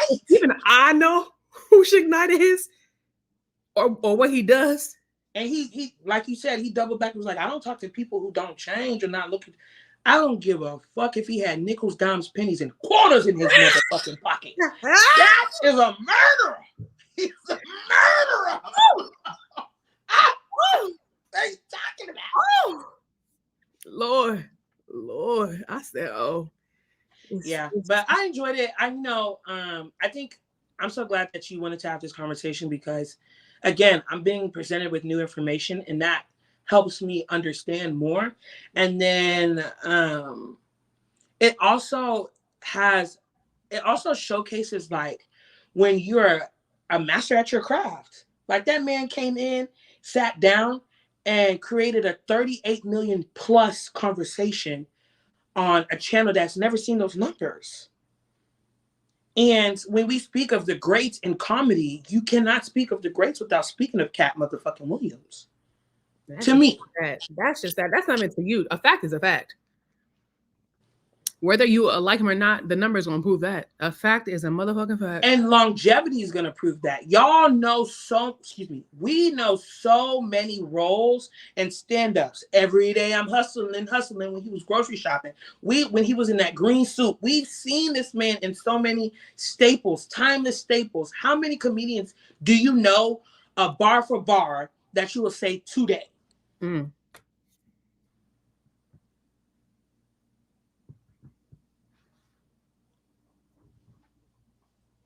don't know that much. So, thank you. 39 million now. And that was posted January 3rd. It's January 9th. Why did Loki, he give me a little Kevin Samuels vibe? I don't like that. Who? Katt. Kevin Samuels vibe. Ooh, you know what? Yeah, because he had made a comment about some women being alphas. And yes. He was like, but then they want a subservient man. You can't have that. He did. So you turn around, you was talking about the reason why you didn't get married was because you was in the house cooking and cleaning for your kids, so you didn't need a wife. So you talking about women being alphas, but so I said you only need a wife to cook and clean. You don't need her for companionship to help in the house. He didn't say. You are so right. He didn't say shit about companionship or intimacy. Nothing. He literally said, "I cook and I clean to the kids, so I didn't need a wife." You are so right. Oh, I said, it's given. Oh my gosh! Yeah, he did. The women that some about the women living with him, the chef. everybody got their purpose. He fucking them. He fucking all three of them. I look believe it. yeah, but that's me creating with a narrative, and I'm a freak, so freak narratives are do it for me. But I think in this day and age, being hyper interdependent is what it is. Like, you know, we don't have these partners that we can rely on. So the only thing that we got to rely on is ourselves. It's not necessarily being an alpha. It's just being an independent woman. And as somebody who has been by herself, doing her shit herself, like, the thing that I'll crave more than a man doing for me is intimacy and companionship. Personally, y'all, I'm very confused because y'all act like that's not a big part of being a partner to somebody. But for men, a lot of them, that's where they're like, they think just having money is enough. And that's why men with money who still don't get bitches could never understand. Yeah, and another thing is that some people think that women being independent is women being masculine. That is crazy to me. Y'all are putting independence as a masculine trait. That's insane to me. That's crazy. That's crazy to me. How am I supposed to survive in this world? And still eat after? Oh, you are alpha. Oh. Well, he sounds no different from any other woman out here if she don't need a man. So can we blame him for saying that? I don't think, well, excuse me. I've seen women say, I don't need a man for this, but I think that's not a statement that should be taken literally. Like, if 8 out of 8 men have shown you that they ain't shit, and you can't depend on nobody, and you got the only person you can depend on is yourself, of course that's gonna be a protective thing. That's gonna be a defense mechanism. I don't need no nigga.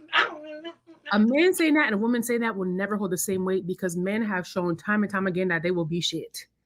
Oops. You know how many good women that we know? If a man don't find a good woman, it's you. Oops. Because they're out here. If you look at your group of women around you, how many can you recommend to a man? Just a decent woman. They don't have to be perfect out there. Just a decent woman.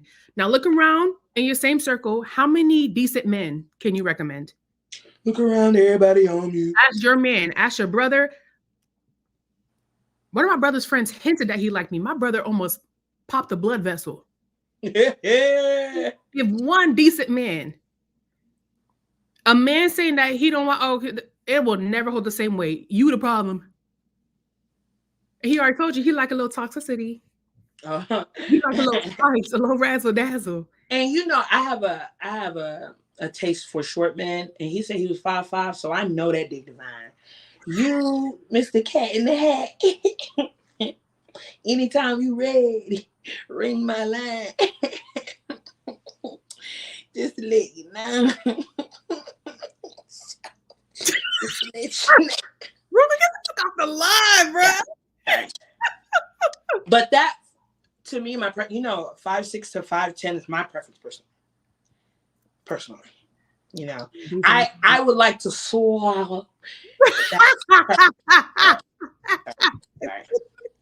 Ruka said, I want to swallow. Somebody said there are no decent men. I 100% don't need a man. Rhonda. I'm not gonna say no, but what I've realized, or my conclusion, is that the decent men be at home minding their business, and that's why we never hear from them. Exactly. They don't be on social media and taking care of their women. Correct. They don't be on social media trying to lay claim and say women are using them, this, that, and the third. The good men are taken, the good men are gay, or the good men are minding their damn motherfucking business. The good ones ain't gay either. I be hearing they be going through some shit too. Jeez. I know. I said niggas is niggas. And it's niggas, yeah. Well, we all down bad. Yeah. If you choose, let me never say choose. If you just so happen to be attracted to men, you down bad. Yeah. If you so happen. Now, if you caught a good one, hold on to him. Hold on to him. The dating pool, please hold on to him. You saw what the Maury twin did. I love that for you. She was looking for divorce, then looked at the dating pool, went right back to that motherfucker. I don't blame you, sis. Ain't shit out here. And you a celebrity. Ain't shit out here. And the thing for me as a woman, I can only talk about my experience with my friend group, but one of the things that I really enjoy about my friend group is that we hold each other accountable. And I think that's lacking very heavily in other friend groups, because I have a couple of male friends, and when they speak to each other about certain topics, I will look at them and be like, you're not going to check this man? And nobody's saying anything. Check. And that's how when people in friend groups are being accused of certain things, and they'll immediately be like, I know, I never saw you. Yes, you did. You saw instances where you're like, oh, nigga, that's not right. But you never checked that nigga. Check. And I say they do that because even though whether or not they're actively participating in the same shenanigans as their friend, they benefit. But then when women say all y'all alike, they want to get mad. What are you doing to stand out? What are you doing to be different? Don't group all men. You playing with little boys. You ain't playing with a man. First of all, I'm 31. What are you talking about? These are the same things in the comments of Club Shay Shay talking about, oh yeah, they paying them to be quiet. You being quiet for free. Oh yeah, they don't say nothing. They don't talk. They don't say nothing. Tell the truth and shame the devil, please. Stop hiding. Stop throwing rocks and hiding your hands, please. Please.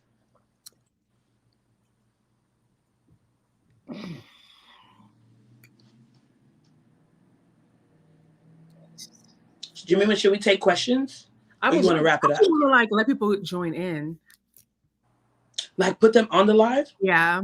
Ooh. Does anyone in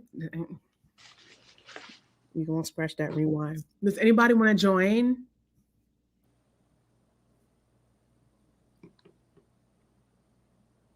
I feel like I don't remember how to do that. Can people request to join or do I have to put a link? Oh, you know, I don't fucking know. I haven't done this in so long. Let me see. Can you guys see? Is there Let me promote myself. Can y'all is there a way to request to join?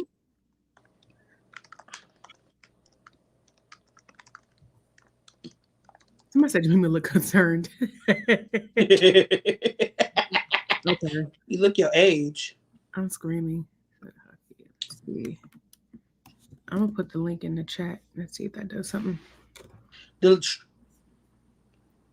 Swallowed. Have you ever been swallowed up? Not in a while. Did you see Halle Bailey had her baby? She was pregnant? Halle Bailey? Oh, yeah, I did. Well, I just want to let you know, I unfollowed Shade Room a little while back. So I was already basically clueless before. I unfollow all them hoes. I don't know nothing that's going on no more. But I do not condone that app. But I be on Twitter. She had a baby and named it Halo. Halo. Well, that's not how you call your son. Until your dying day. I don't. Halo. Go clean your room. Oh my gosh. Every time I would be so sick. What if I'm like 16, 18 and then somebody, what's your name? Oh, Halo. Halo. I would punch somebody. That's a running joke for the rest of your life. Ugh. For the rest of your life. Shut up. Oh, we have a taker. Hey, girl. Oh, no, she left. Dang. Oops.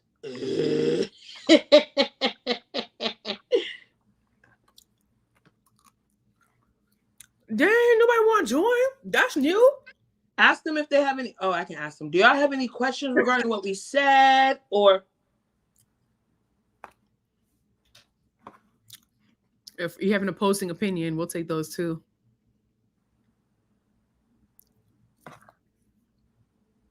I posted the link. I don't know if that's how.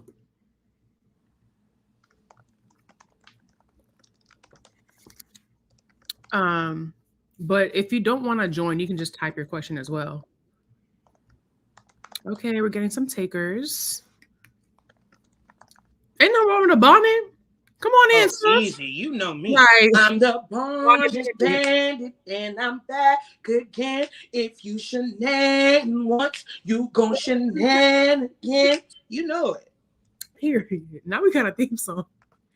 Oh, hey, sorry. girl. Hey. How y'all doing? Oh, Good. Is you on the toilet? I'm waiting to get in the shower. Oh, I didn't mean to call you out. I'm sorry. It's a situation. I watch y'all. I use y'all to help me with my anxiety with the shower. That's crazy, but I use YouTube like while I'm in the shower. So Oh, I'm waiting to get on the shower, and the conversation was good. And I was like, I should probably wrap a towel around. we Oh can no, see girl, your that's picture. fine. I be having boogers in my nose.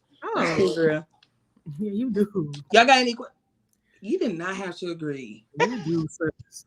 That's all right. Stupid mother. Oh, sorry. Y'all have any questions on what we said, or do you have any intakes on the Club Shay Shay video?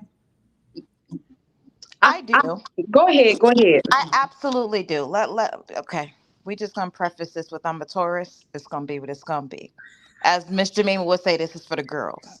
Okay, so first and foremost, I think that it is absolutely convenient for people to go back to when Cat Williams was quote unquote possibly strung out or at his worst to use that as a reason or as a basis for why he said what he said. Anytime primarily a black male or someone of us says something that could be even remotely true but disturbing, something has to be wrong with them. Ain't nothing wrong with him. He said what the F he said, and he meant it. Regardless as to his baseline or his reasoning, that's how he felt. That's how he felt. Now, as it pertains to him and his personal experiences with those people, I personally think he's going to get sued by the Kardashians. Did I laugh? Absolutely. I thoroughly enjoyed myself. Yes, I did. It doesn't mean that I feel that way about everyone that he spoke on, but I just find it convenient that people like to go back to like the negative part of his life where he was out here in these streets looking how he was looking because he was looking. Maybe he looked that way because that's how he was feeling. We absolutely don't know what he was going through, but I don't think that he said the things he said because he's ill or because he's on drugs. If he's on drugs, hey, get some for me, whatever. But I do honestly think that that's how he felt in his soul. And I also feel from a business and a monetary perspective, they knew exactly what they was doing. Mm-hmm. Look at the like you said, look at the number of views. Was he getting those views prior? Who wants to talk to him? I mean, really? Really? Is this what we're doing? You are so eloquently spoken. I love Thank that. you. Number one. Number two, I think that when I, speaking for myself, when I brought up the past where he was getting hung out by a 10-year-old, I was speaking of that as an isolated event. No, not That, you. I mean oh, the okay, in general, Anglo-Saxons yeah, I don't think that were that deciding to instance, attack. Oh, he's on drugs. He's just no, no. I mean, he might no. have been high. Like I said, I ain't mad at it. If I didn't work in human resources, I'd be right there with And you. I don't, that there was nothing in that conversation that came off as he was saying this in opposed to Absolutely. something else. Yeah. Absolutely. I don't. He wasn't Absolutely. gaining anything, as he stated in that What conversation. did Like he he get don't from do interviews, he don't do radio, he absolutely? don't. So why would he come on here out of nowhere and just be like, you know what, I'm doing this for promo? He don't Yeah. do that. He absolutely can leave tomorrow, go to Wisconsin, and nobody will ever talk to him again, and it won't make a difference, but it also won't change that he said what he said. Yeah. And I guess. when you guys were talking about like the women and like women saying that there are no good men, I am a firm believer that when you look in a trash can, you get garbage. A lot of women are going to places where you're not finding Mr. Right. You're finding Mr. Right now or Mr. Looks good tonight, but you're not putting in necessarily the work or the steps to find the type of person that you really desire. You're finding someone who's a temporary fix first and foremost. Secondly, I feel like what's meant for you is going to come to you. If you go looking, it makes it that much harder. And I personally can say that I speak from experience, and also I speak from the experience of trying to hold on to something that I was just convinced at one point it's going to work out. Mm-mm. I do I have a thought it question. was too late. So you say that women are looking for in places where they're trying to find Mr. Right. So where do you think is a potential place to find a quality partner? So I don't think there's a place. I personally believe that when God in the universe has your time and you're on, which I learned from you, my daughter is laughing at me when I'm on my Zoom, okay, because I'm cool. Yes, I am, Jelana. Um, it's going to happen. And I was just saying this the other day, like for real, if I don't get my Hallmark movie, Duke gonna have to find me in Walmart or at the grocery because I don't go anywhere else. Like, So that you kind of gonna ties find me in a into what parking you lot? Am I gonna trip over you or back up and hit your car and you're gonna, somehow be a secret prince and we're gonna live happily ever after? So that kind of goes back to what you said. You said that you're a firm believer if you look in the garbage, you're going to find garbage, but you don't go anywhere. You didn't have any Absolutely. specifics. You didn't have any specifics Absolutely. on where a woman could go to probably bump into Absolutely. her thing. So Yeah. it's kind of, I agree with you. I think that what you said on both facts are right. A man will come and find you, or your spouse will come and find you, and But I when also you are believe not that. doing the internal work, or you're not, really seeking a compatible, equally yoked partner, you're going to Absolutely. find what you're going to find. I agree with those things. But I also agree that people tend to use the things that you like and become a chameleon and Absolutely. trick you, not necessarily trick you, but kind of do the things that you want to do to be like, oh, this is the man for me. And then they pull up that mask like a Scooby-Doo villain and be like, oh, baby, I was trash all Baby, along. I had a That's mental Unabomber, Yeah, and he I was did gonna not change overnight.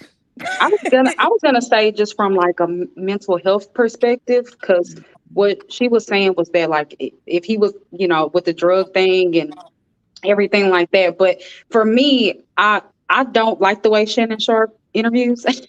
I'm with I don't personally, because I do watch Hot Ones, and he the guy on Hot Ones is a chef's kiss. Okay, period. With his interviewing style. However, I will give him the credit for creating a space where someone feels comfortable being able to get things off of their chest, yes. because he did provide a space where that was possible, and that's why the interview was 18 million thousand hours um long. But again, like, I work in mental health. I'm a therapist. So for me, it's like that is a part of therapy, is to like create that space. And even going back to the comment about like you look for, I agree. If you look in the garbage, if you look for something, you're gonna find it. But at the same time, it's not even about the place, it's about your headspace.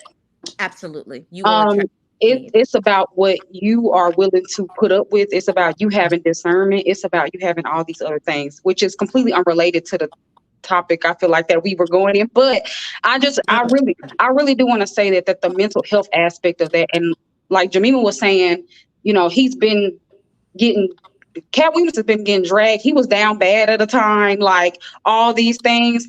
And he's just been kind of taking all that in, and he had a platform to get it all out. So it's like at that point it was word vomit, Yep. But how do you all feel just about, I guess, the aftermath of the interview? Like, where do you feel like this leaves Cat Williams? Personally, I feel like it leaves Cat Williams right where he started, Mhm. in his Mhm. own lane, it's not better. in his house with his kids. Like, I feel like for him, he just wanted to set his record straight, but I don't know if he expected a particular outcome per se. Mhm. I don't really think I feel like if anything, it was just a come up for Shay.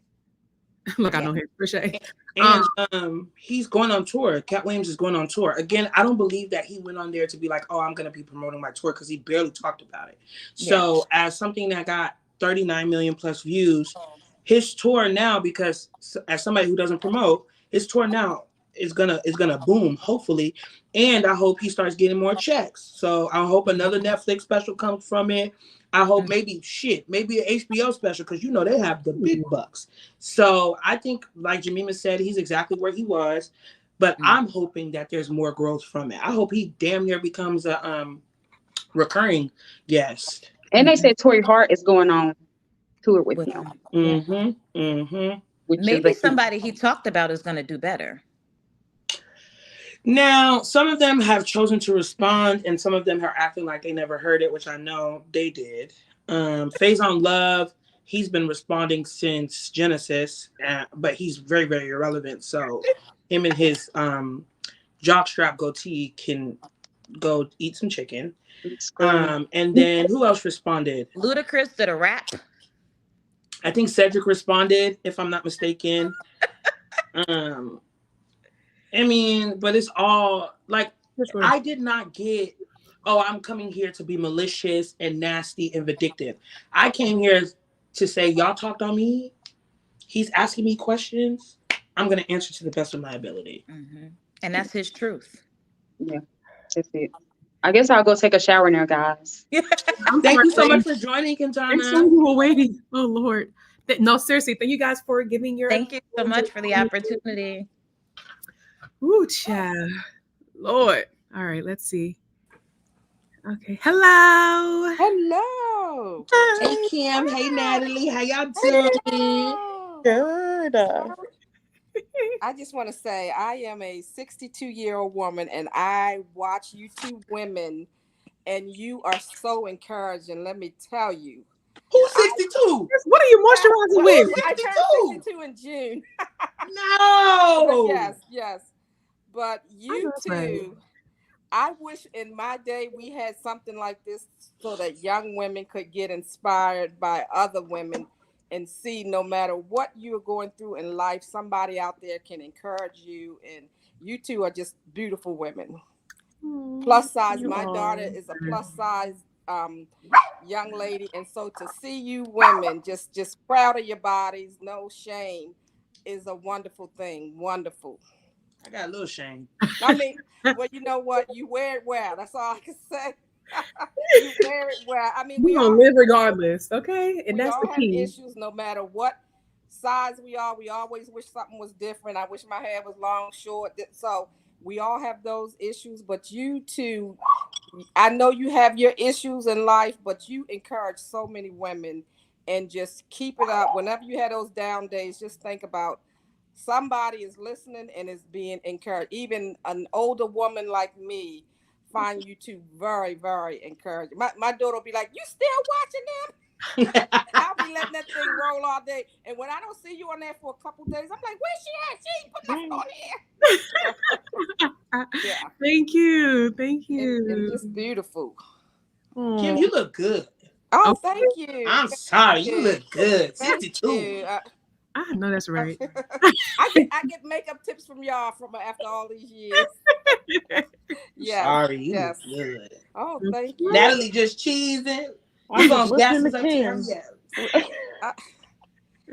I'm just listening to Miss Kim. And that Katt Williams special, let me tell you, somebody that know him from way back, he brought up a lot of issues that were true, that needed to be addressed, and what he went through from his perspective. Of course, we all speak from our own experience. And I think these are the years now that a lot of stuff is coming out about a lot of people. It's nothing that can, like my grandma used to say, what's in the dark will come to light. And this is the year of the light. Mm. And yeah, because when you look back at a lot of them, how they did my boy Bernie Mac, it was something. So Yep. you can't shine today, and when you step down on people's backs, because it's you might shine for a few, but it's gonna catch up with you. Yeah. And that's what he brought up. You don't agree with everything, but he is very encouraging. Like you say, I was listening to you the other day to say, I didn't realize how smart he was. Not that we thought he was dumb. Yeah. But Right. as far as educated, that man has knowledge. And I think I heard. he knows when to speak, and he knows when to keep his mouth quiet. I think I heard somewhere that he had like above average IQ, like Yeah. so, and I was like, oh my god. One thing that I really liked in the interview that showcased to me his intelligence is that when Shannon asked him a question, he would think before he spoke. Like literally, he would sit back and then he would speak. And that's signs of intelligence for me. Mm-hmm. Yeah, and how he would, and if the question, he was responding in a way that he's like, no, that's not what I said. Let me rephrase this question because you're trying to take it to another level. Mm-hmm. That's not what I said. Mm-hmm. Okay. I didn't say no, I have issues. No. Let me bring it back. This is what, so that happens. I didn't say that. He said that's not what I said. Yeah. His Shannon was doing that a lot in the beginning. I didn't like that. I'm like, no, go by what he said. Don't. Mm-hmm. Yeah.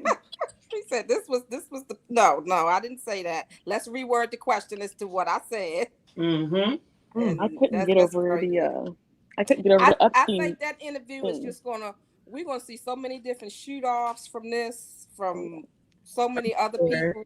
For sure. And the original is the original. I ain't nothing they can do about that. I ain't gonna catch no shoot offs. The original is for me.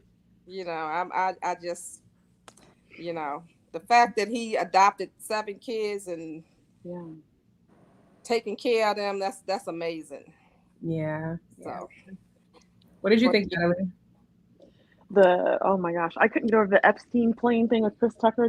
I was like, oh my god, he brought that all the way back. But I don't know. I feel like I just caught snippets. I did not watch the whole 2 hour. Almost 3 hours. 3 hours. I did not watch the whole thing. But I feel like he was speaking some truth, but then some things, like you guys said, a grain of salt. But he was on one. But you can definitely tell 2 or 3. Right. And then you have to remember, somebody can speak from truth, but that's their truth. That doesn't mean it's the truth. Exactly. We speak from our truth, how we see things, how we perceive things. And that's what he did in a lot of instances. That was his view of what was happening. That don't mean it may have been the truth, but that's how he perceived it to be. Exactly. Baby.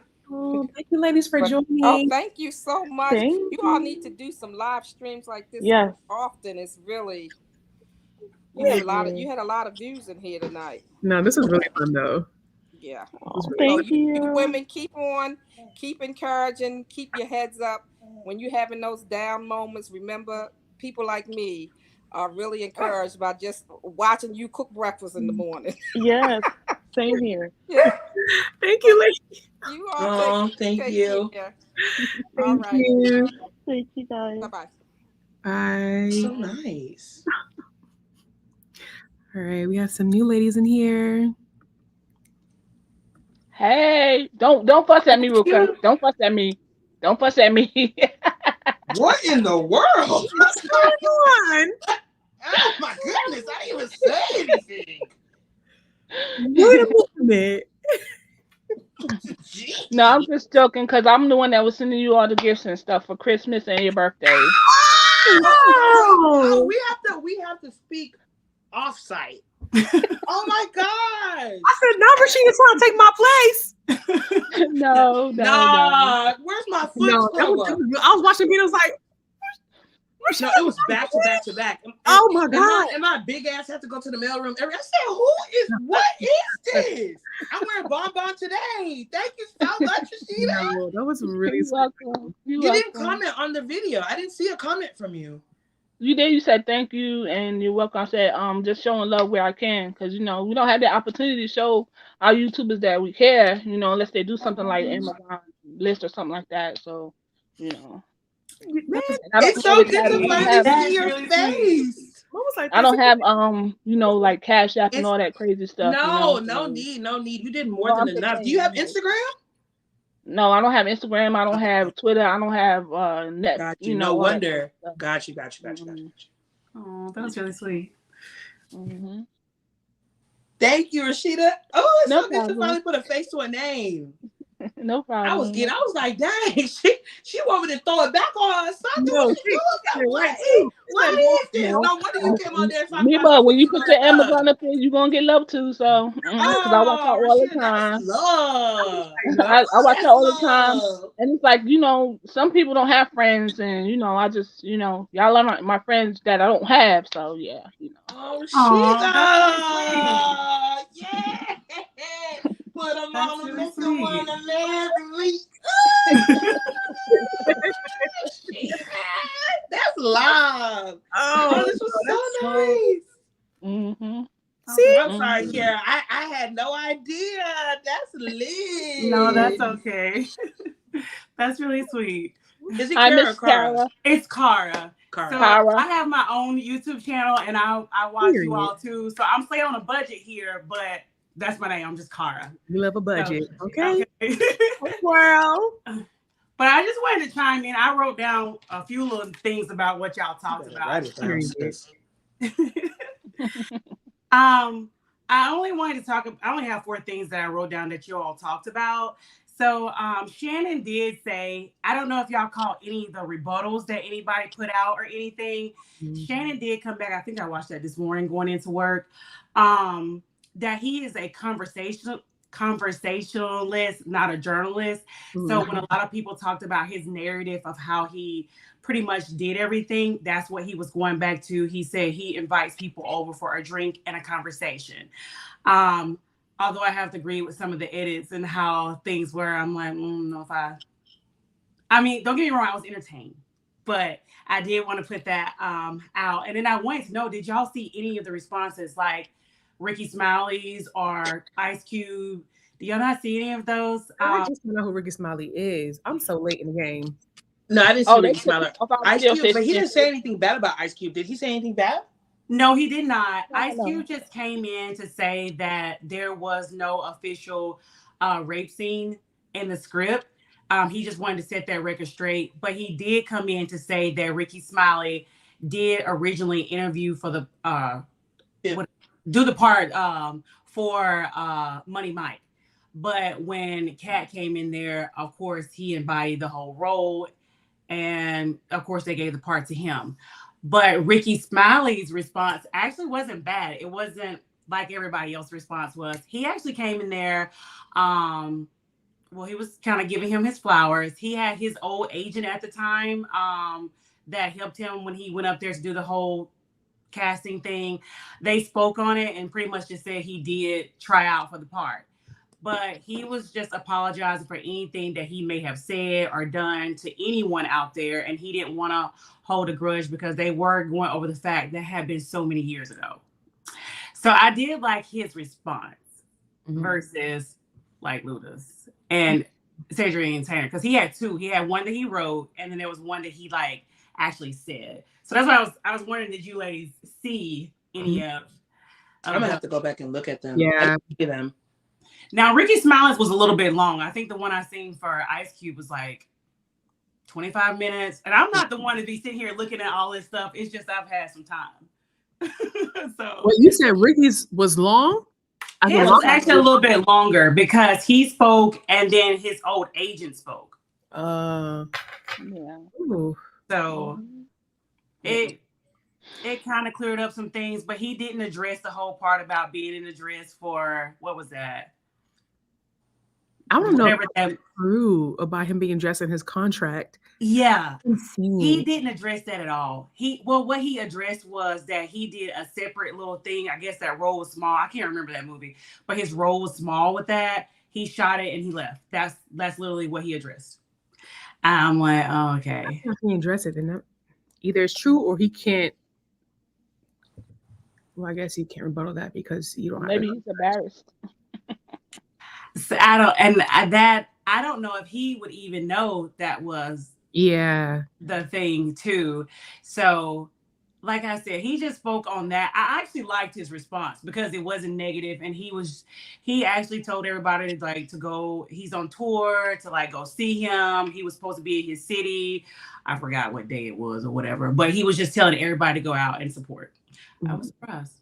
So that was actually pretty good. But yeah, the last thing, because I don't want to hold y'all up. I know other people in here that I want to talk about. So I am a church girl, okay?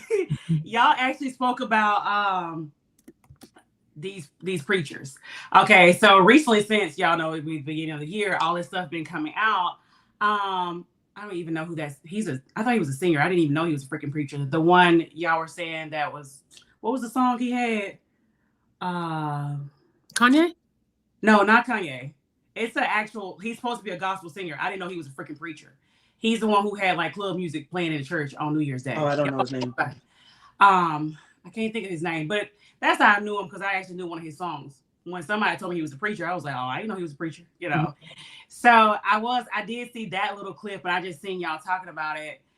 Well, I mean, I've been watching the whole thing, but for hearing y'all's perspectives to say, you were saying that you actually don't go to church. You grew up in a church, and you don't swag and surf. Okay, I'm looking at the comments too. It was that song, but the clip I seen, what was it? Walk It Out. Because when somebody first told me about it, I was like, I personally wouldn't do that because I don't think the Lord would tell me to do that. But I was like, I wonder did they play the verse? Because I'm like, I wouldn't want to hear the verse in the church. Mhm. Well, the clip I seen, they was playing the verse. And I said, well, I don't know if that's something that I would do. But hearing your perspective on how you don't think William Murphy. Thank you for all y'all who put that in the chat. Yeah, because I just thought he was a gospel singer. I didn't have a clue this man was preaching. Because I seen his response too. Everybody giving responses, everybody doing everything now. But I like hearing y'all perspective because me being in the church still and like very active in the church and all that stuff. And I'm just like, I personally wouldn't do that because I feel like you can mislead somebody who is going through something and they might, I don't know, it might have been their battle. You know what I'm saying? So you don't want to offend them. And hearing y'all say that, and I'm like, heck, I try to be in the church every time doors open. I try. Yeah, I try, you know. But for those who like don't go to church all the time and you're saying that, I'm like, dang, that's because me and my sister, we talked about it and we were like, yeah, like I personally wouldn't play that because music has a way on people. But I was like, girl, did you hear he was playing the verses? Like, you need to be bending your back low in the church. You know what I'm saying? And he was all in the camera doing this, like we turning up in 2024, and I was like, he a pastor? I thought we was doing whatever his song is. Praise is what I do. I forgot his song, but I was like, oh, okay. So those three topics that y'all talked about, I just, want to put my little 2 cents in. Hey to everybody. But I thought that was those were first the whole topic that we came here for. That was an interesting topic, and then y'all put that in there. So I wanted to really know if y'all seen these responses because these responses are. Yeah, I need to look into that when we're over with this live, but yes, I gotta see. I also want to see I want to see tidbits of the other interviews that he did with the comedians. Like I don't want to see the full thing, just the sound bites of what they said in regards to Katt. That started the whole thing, but like I said, Ricky Smiles is uplifting. It took a turn that I wasn't expecting.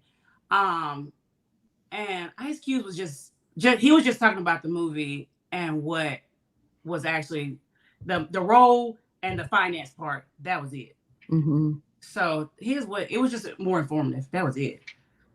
Okay. I didn't think it was bad. But if you see some of these other responses, I'm just like, sound a little bitter. But that's my opinion. Lord. Well, thank you for Of course. Thank you, ladies. Y'all should do this more often. Thank you, Carl. Thank y'all for being so sweet and loving and putting your life on the line and telling everybody all your business. Y'all don't have to do that. Thank you for watching. Shoot. Lord. Thank you, ladies, so much. Bye. Thank you. Bye. Stay strong. Stay strong. I'm gonna try. Lords. All right, let's see. Hello, ladies. Oh, I can't believe it. I'm on. All right. Oh my gosh. Hey, Jamima. Hey, Ruka. Hey. Oh my, I love you both so much. Y'all represent everything positive. I love Ruka's rawness, the cussing, the attitude, the song randomness.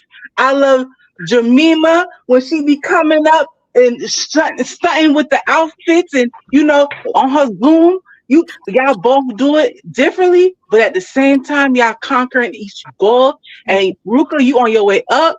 I see you, girl. I see every one of y'all. But y'all two, top tier. Top tier on YouTube represent what I like to see. Thank you so much. Secondly, I got an accent. I don't know where it came from, but I'm from Miami, so it's diverse. So, first of all, the Katt Williams thing, I think he's on a Kanye West level because he talking truth, but his delivery is better than Kanye. So I don't blame him. But I agree.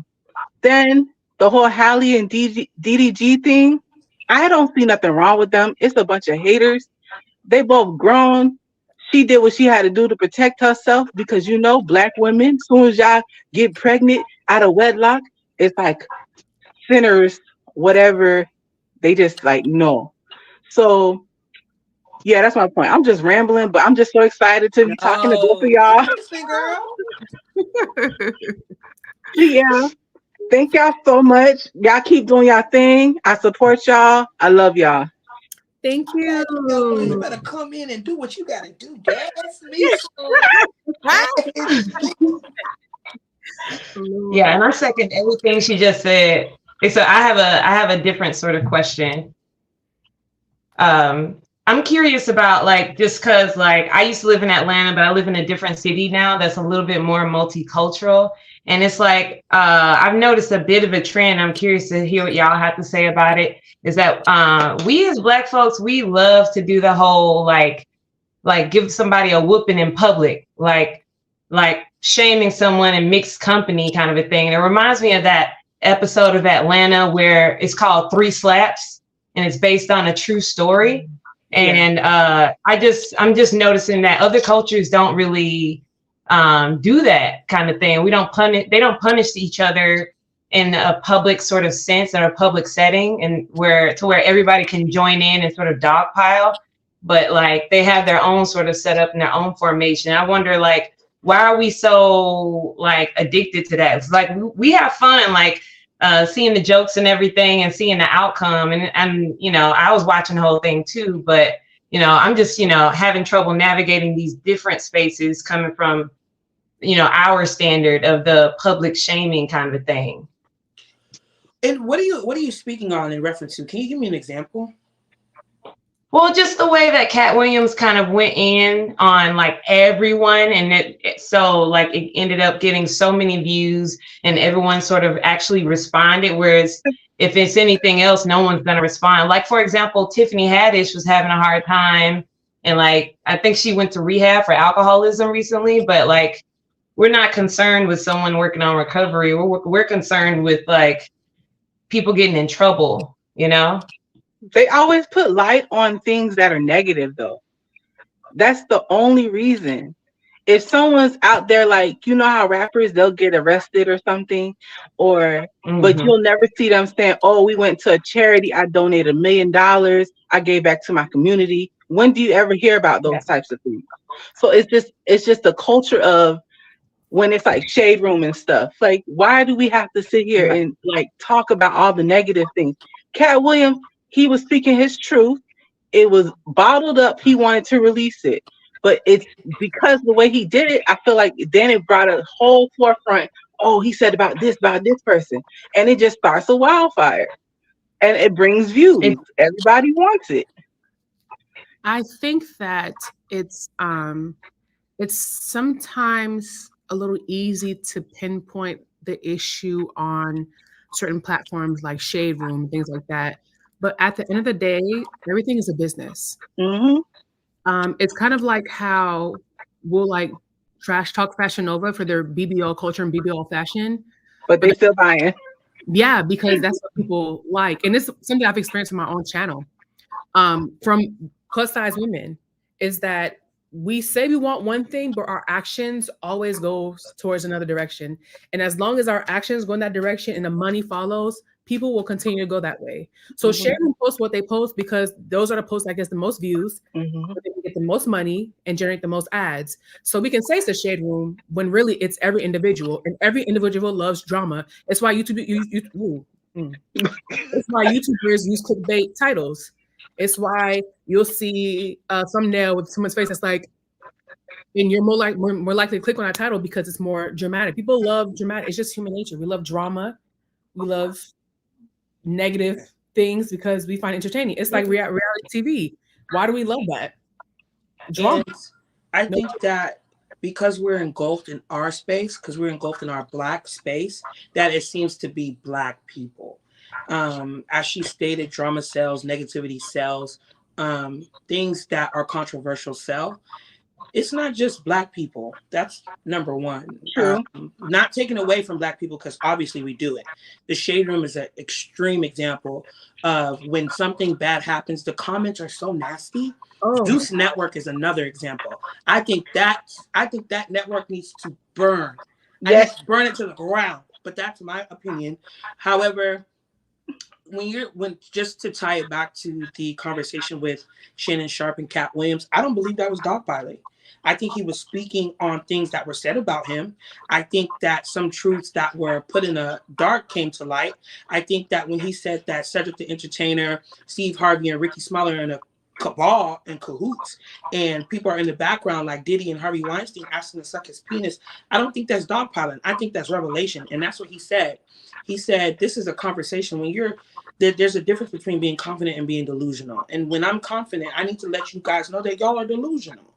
But speaking back to your essence of your question, with the dogpiling and more negative things are being seen than positive things. When it comes to celebrities, content creators, people public figures, they don't speak about the good things. And honestly, I don't think you should. If you're going out to feed the homeless, I don't want you to have a camera feeding the homeless. I need you to keep that indoors, in-house. And then the things that are negative, they happen to be leaked. Those things happen to come out. Those things happen to be said. Those things happen to be coerced. So I don't want it to be, oh, we dogpile. We always talk about the negativity. I don't want it to be like that, even though it may seem like that, especially on social media. But you have to understand, social media is a small percentage of the real world. People got bills. People got kids. People got shit to do. We have to worry about inflation and climate change. This is something just to take away. And then the internet is a miserable ass place. A miserable ass place. I, as a growing content creator, I spoke about having weight loss surgery. It was one of the most commented videos that I've had. People wanted to tell me everything that they wanted to tell me on that. Oh, I'm so glad that you're having weight loss surgery. It's not healthy to be fat. It's good for you. But I love your channel. What are you talking about? Don't tell me you love my channel. I don't give a fuck. Not if you're telling me I'm so glad that you're finally not going to be fat and ugly. What are you talking about? And these are people that say they love you, that say they view you, that say they want more for you, that say they love you so much and they comment on everything and watch everything. It's the same thing. I love you. That the most to say. The ones that they'll literally say, hey, I love you. Oh, I love Halle Bailey. I just think she's ugly and she has poor taste in men and her baby's going to grow up to be ugly and no songs and everything. But I love her so much. What? People thrive off of that stuff. I do want to add, though, that comedians came onto Shannon's platform for him and were talking about it. So it was more like they came here on a platform that I watch, and multiple people have mentioned me, and now I'm ready to come and set the facts straight. So I feel like it wasn't like, oh, like it's just a random Monday, I'm ready to talk my shit and just start stuff. It was, y'all have been throwing tomatoes for years, and at this point now, I'm finally ready to say my piece. That's how I took it personally. Because if he had just went on there on a whim and just unleashed, then okay. I feel like it's kind of weird that the other comedians did. Because one thing about me, I'm not saying nothing about nobody else. Like somebody had posted, "Oh, I'm surprised you guys felt some kind of way when you guys don't talk about other vloggers." You're not gonna catch me talking about another vlogger. I don't care what I feel. Me on a public platform to talk about somebody else. If you're not asking me about me and my business, I have nothing else for you personally. I'm gonna talk shit. I don't know what that's about. I'm gonna talk shit, but I'm not gonna do it on a public platform. But best believe when I log out, I'm calling somebody and be like, "Did you see that bald-headed bitch try to say some shit to me?" Number one, that's just me. Sorry, Jemima's sweet, whatever. Number two, I don't want to discredit what you said, because what you said is true, Princess. That we do dogpile. Negativity does thrive. It sometimes it feels so. The magnitude of it is so much that it just makes everything pale in comparison. Don't let me take that away from you at all. I just think that a lot of things that happen in the Black diaspora, in the Black community, it's always our community does this, we do this, but it's because we're Black, so we're gonna see it from our standpoint. But we don't see the white on white crime. We don't see the white dogpiling that is on that side. We don't see the shame and the serial killers and the January 6th where they were trying to take over the Capitol. We don't see that because we not on that side. We on our side. So I just want to kind of like emphasize or shed light on the fact that because we are Black in this Black community, it seems like it may just be us when In reality, it's not. Not just, but just because it's not us doesn't mean it doesn't happen. It's very true. Right. Yeah, no, I really appreciate that. It's just, different moments I see other cultures get information and stay information, and I'm just like admiring that. And I don't really see that as much on our side, and that's the only reason I brought it up. I was just curious about how you guys thought, because you're from two totally different places, and that means a lot. Very good I'm point. almost like a little worried because I feel like for a long time information was kept. And maybe it's just so bad that what little we see is actually just a little part of it. Because for Diddy to be Diddying the way he been Diddying, and we just now finding out how much he really been Diddying is crazy. Same thing with R. Kelly. People would make jokes about R. Kelly pissing on people and doing these things with underage women, and people would make light of it. It's in songs, it's in stand-up comedy, it's in shows, it's in movies. But when the money ran out, that's why everybody in that is to blame. When the money ran out, that's when people started really, really talking. That's when people started to really take it seriously. And that goes to your point again, because the dogpiling happened so much, they created a series. They said, oh, we're getting money off of this. We're getting money off of this trauma. We're getting money off of this crime. We're getting money off this disgusting shit. And they named it Surviving R. Kelly. It should have stopped when the tape came out. Point blank. Point blank. These are kids. And no one said anything. No one did anything. Exactly. They capitalized each and every time until the money ran dry. That man was supposed to be in jail. Diddy was supposed to be in jail. All those instances when the affidavit came out and Cassie was suing, that's why that shit closed in 24 hours. Because had it been open any longer, oh my days. He tried to control it. That's why he paid up and shut up. Exactly. It's crazy though. It's real. It's like I don't know when it's gonna stop, but it's like everybody want to start speaking up. Good for everybody, but it's like y'all should. I can't say it's about timing, but I'm glad everybody doing what they need to do in order to get their own peace and to make sure everybody's held accountable. Correct. I think that, as a society in general, we have a big follower spirit, and it's all of us because.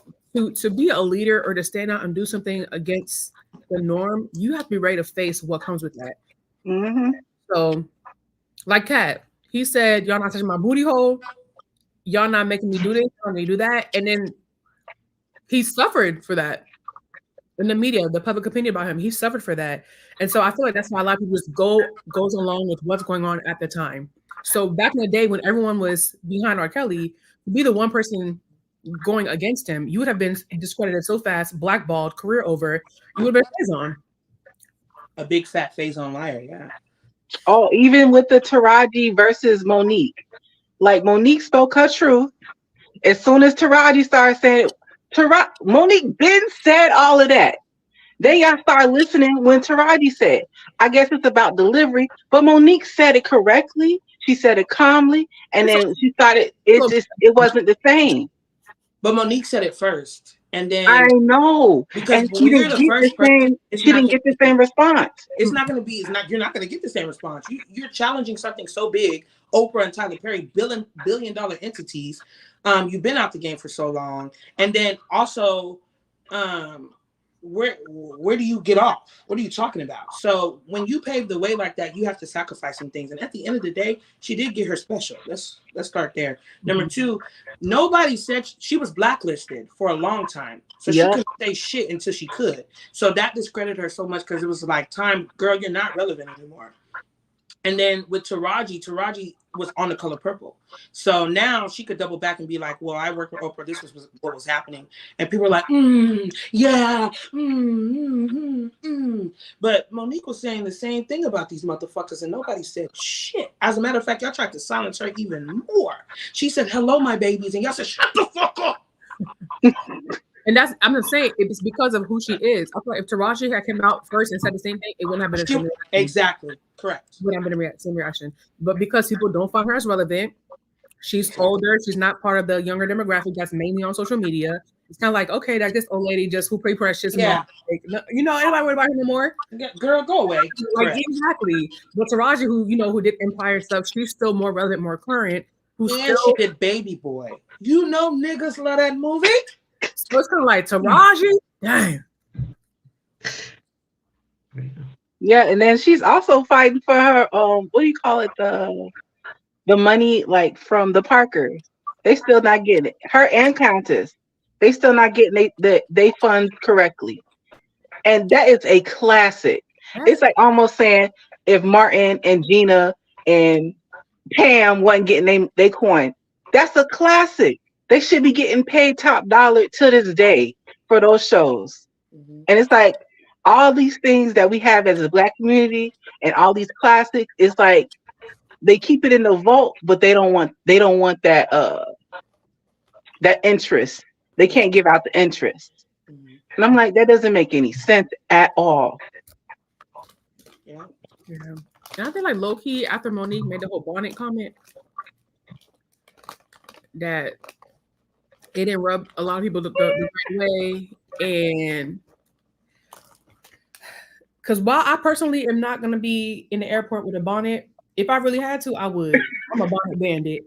Because I feel like people talk about bonnets, but y'all not taking into consideration the maintenance of black hair. If I have some rollers and I'm going out as soon as I land, I'm not taking these curls out. Okay. Yeah. I don't have a comment. I'm an ignorant bitch. But I do whatever I want. like I said, and I feel like certain things Ruka that has kind of like made her lose allegiance to part of the Black community, so that when she says things, people are just like, oh, whatever, fuck her anyways, because she don't want to wear the bonnet. I mean, at the same time, I feel like the bonnet in the airport is okay. It's a yeah, maybe or maybe. Like, but if you go into a restaurant, don't be coming with a bonnet in here. Right. Don't do that. It's about the time and the place. People are coming and going. I can see if you're going into the grocery store real quick, get some eggs, milk, and dip. Like, I ain't gonna say nothing. Both sides, though. I understand not wearing a sleeping thing to outside. That's a inside thing. I understand it completely. It's protecting your hair, though. I get it, girl. I just don't give a fuck. I don't care what you think. You're not fucking feeding or financing me. I don't care. Mm-hmm. And the thing about it is that I think people don't understand. Two things can be true at one time. You can have your truth, and it can make a lot of sense. I don't have to give a fuck. I was like, it's for you. It's one thing for you to have your own truth and your own beliefs. Great. But for you to put it on people and then try to downplay them because they don't agree with what you agree with, I was like, I don't like that for myself. Oh, when you that was I'm sorry, the bonnet thing. So when that was happening, there was a woman, she had a nasty ass toothache, and she went to a Black-owned dental office, and the Black-owned dental office turned her away and said, we don't want to serve you because you're looking like that. That's going to scare away the other guests. That dental office would no longer be standing. There's no way I need a root canal. And I came rushing to the first dental office I saw, and you turned me in pain. Not to mention you laying down for root canal. What's the difference between laying down for your thing and laying down my bed? Motherfucking laughing guys and put this fucking tooth out. I will slap the shit out of you and your mom. What are you talking about? Because of a bonnet? That's insane. You need to be asking if the money is where it's at. You do your service. I came in there looking crazy, but they took care of me. Business will still be booming. Don't be people are wild. That was a Black microaggression. You just didn't want to cater to. Exactly. It's like exactly. You didn't, like, you know. Correct. Ladies, I'm so sorry. There is another batch of women that are waiting. Thank you so much for the love, Princess. Thanks so much. Love you guys so much. Keep doing what y'all doing. All right. Have a good night. You too, girl. I'm gonna eat up those bugs. Can y'all hear me eating this popcorn? Because I'll be damned if I hear crunching when I come back. And please, Ruka, can you hear me? Yep. Sure can. And the popcorn. I'm sorry. Hey, nobody complaining nothing. I'm so sorry. Not me thinking I was quiet. Okay. Nope. Crunching. The last batch of.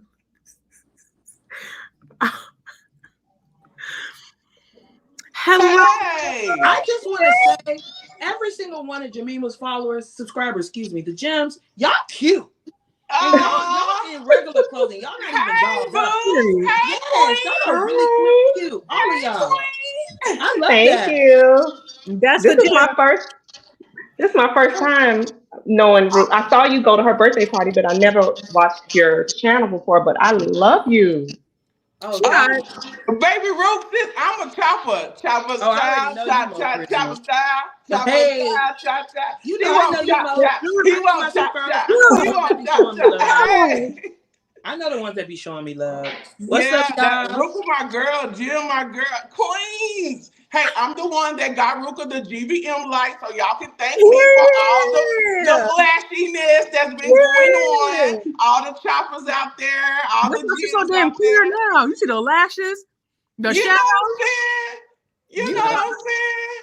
Yeah. Y'all, I love y'all. I just want to say, keep doing y'all things. I ride for y'all for real, for real. I'm one of them gun-toting GMs and choppers.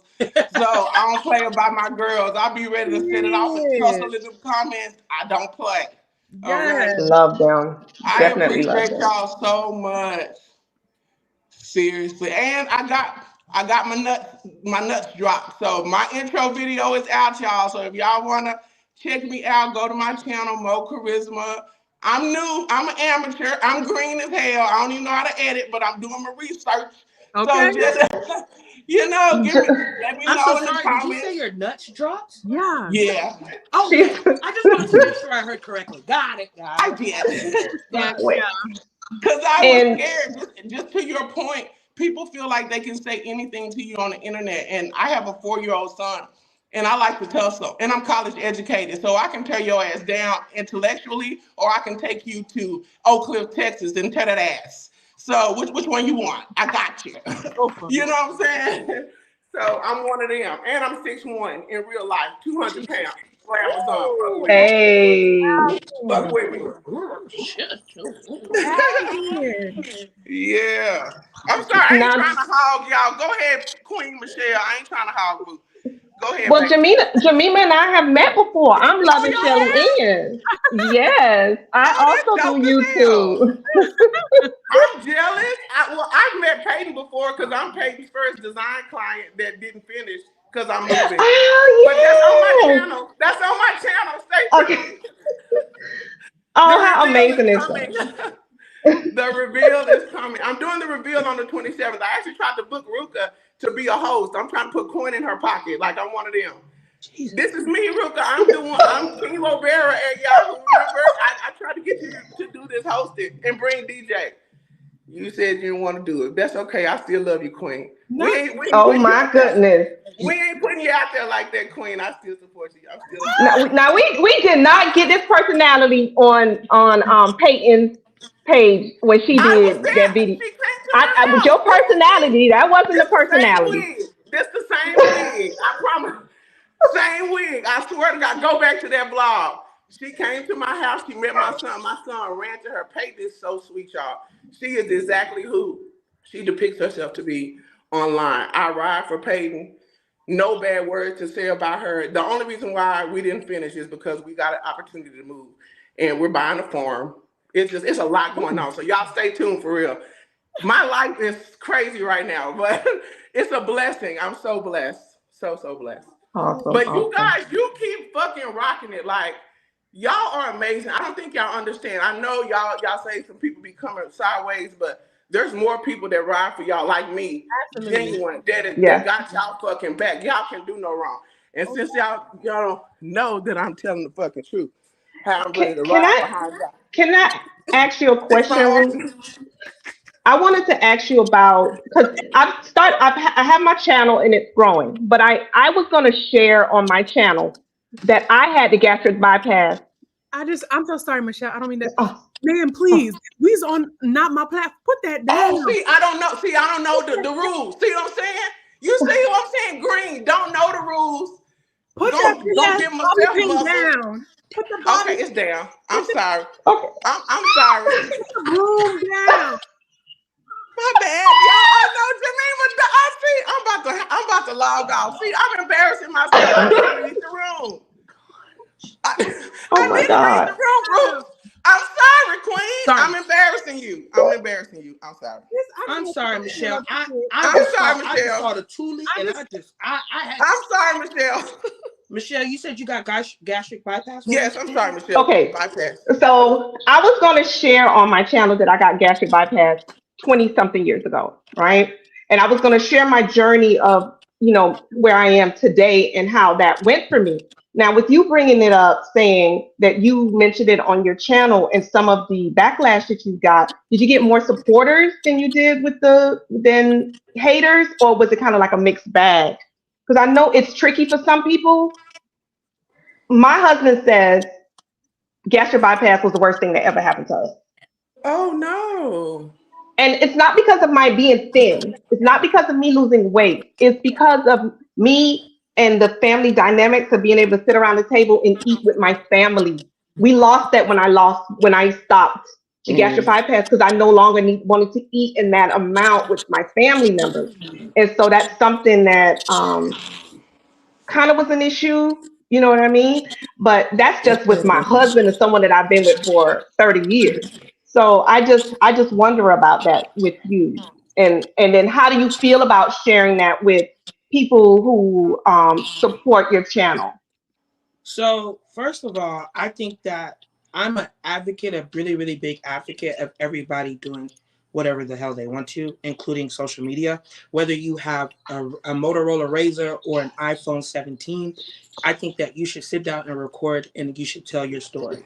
I think even if you do not post it, you speaking on it in detail, whether it's 2 hours and 47 minutes long or it's 8 minutes long. I think that you should sit down and you should speak on your story. I agree. Period. Because you saying gastric bypass didn't hurt your relationship due to you being thin, but due to the community of eating with your family, that's something that needs to be shared. And then also the amount of time that has transpired between your surgery and now, that also needs to be talked about too. The complications from 3 decades, the pros and cons from 3 decades. How does that look? Number two, with YouTube, with any social media, negativity speaks louder than anything else. That's just point blank period.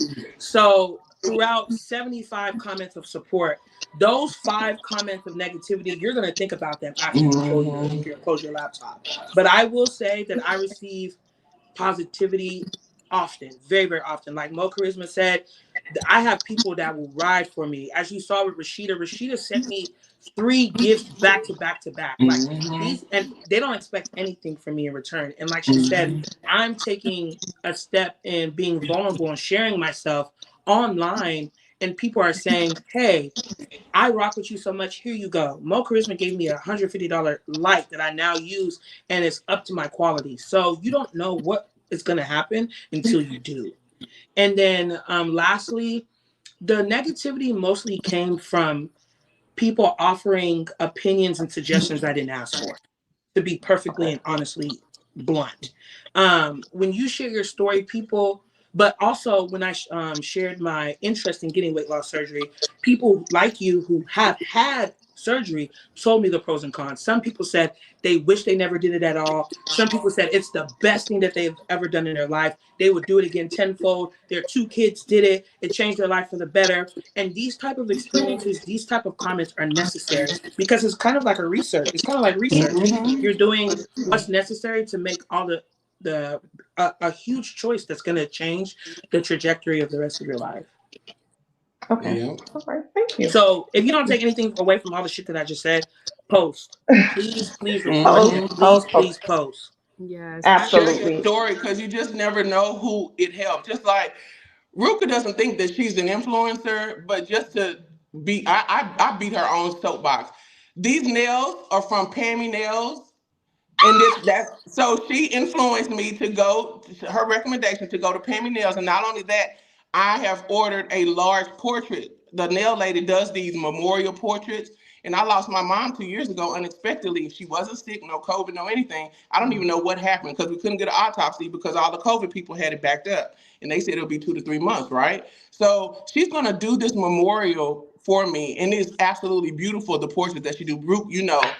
And I would not have even known about her if it wasn't for me tuning in, watching all of the vlog, listening to Ruka's rants, connecting with her because she was sharing her story. I'm 6'1" and I'm 200 pounds, but I'm actually trying to gain weight because I have pregnancy-induced kidney failure. So I've been on dialysis for 4 years. My son, amazing, but my kidneys never regained function. So that's something that I'm sharing on my channel, just the struggles of living with kidney failure, going to dialysis 3 times a week, retiring from corporate America.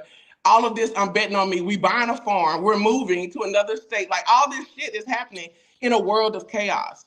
But if I don't share my story, because I believe it is a dope ass story, it deserves to be shared because my mom's memory deserves to be honored and shared. Correct. Your story Absolutely. deserves Wow. to be shared, Michelle. So please, I want to subscribe to you right now. So I think when I get off here, I will do that.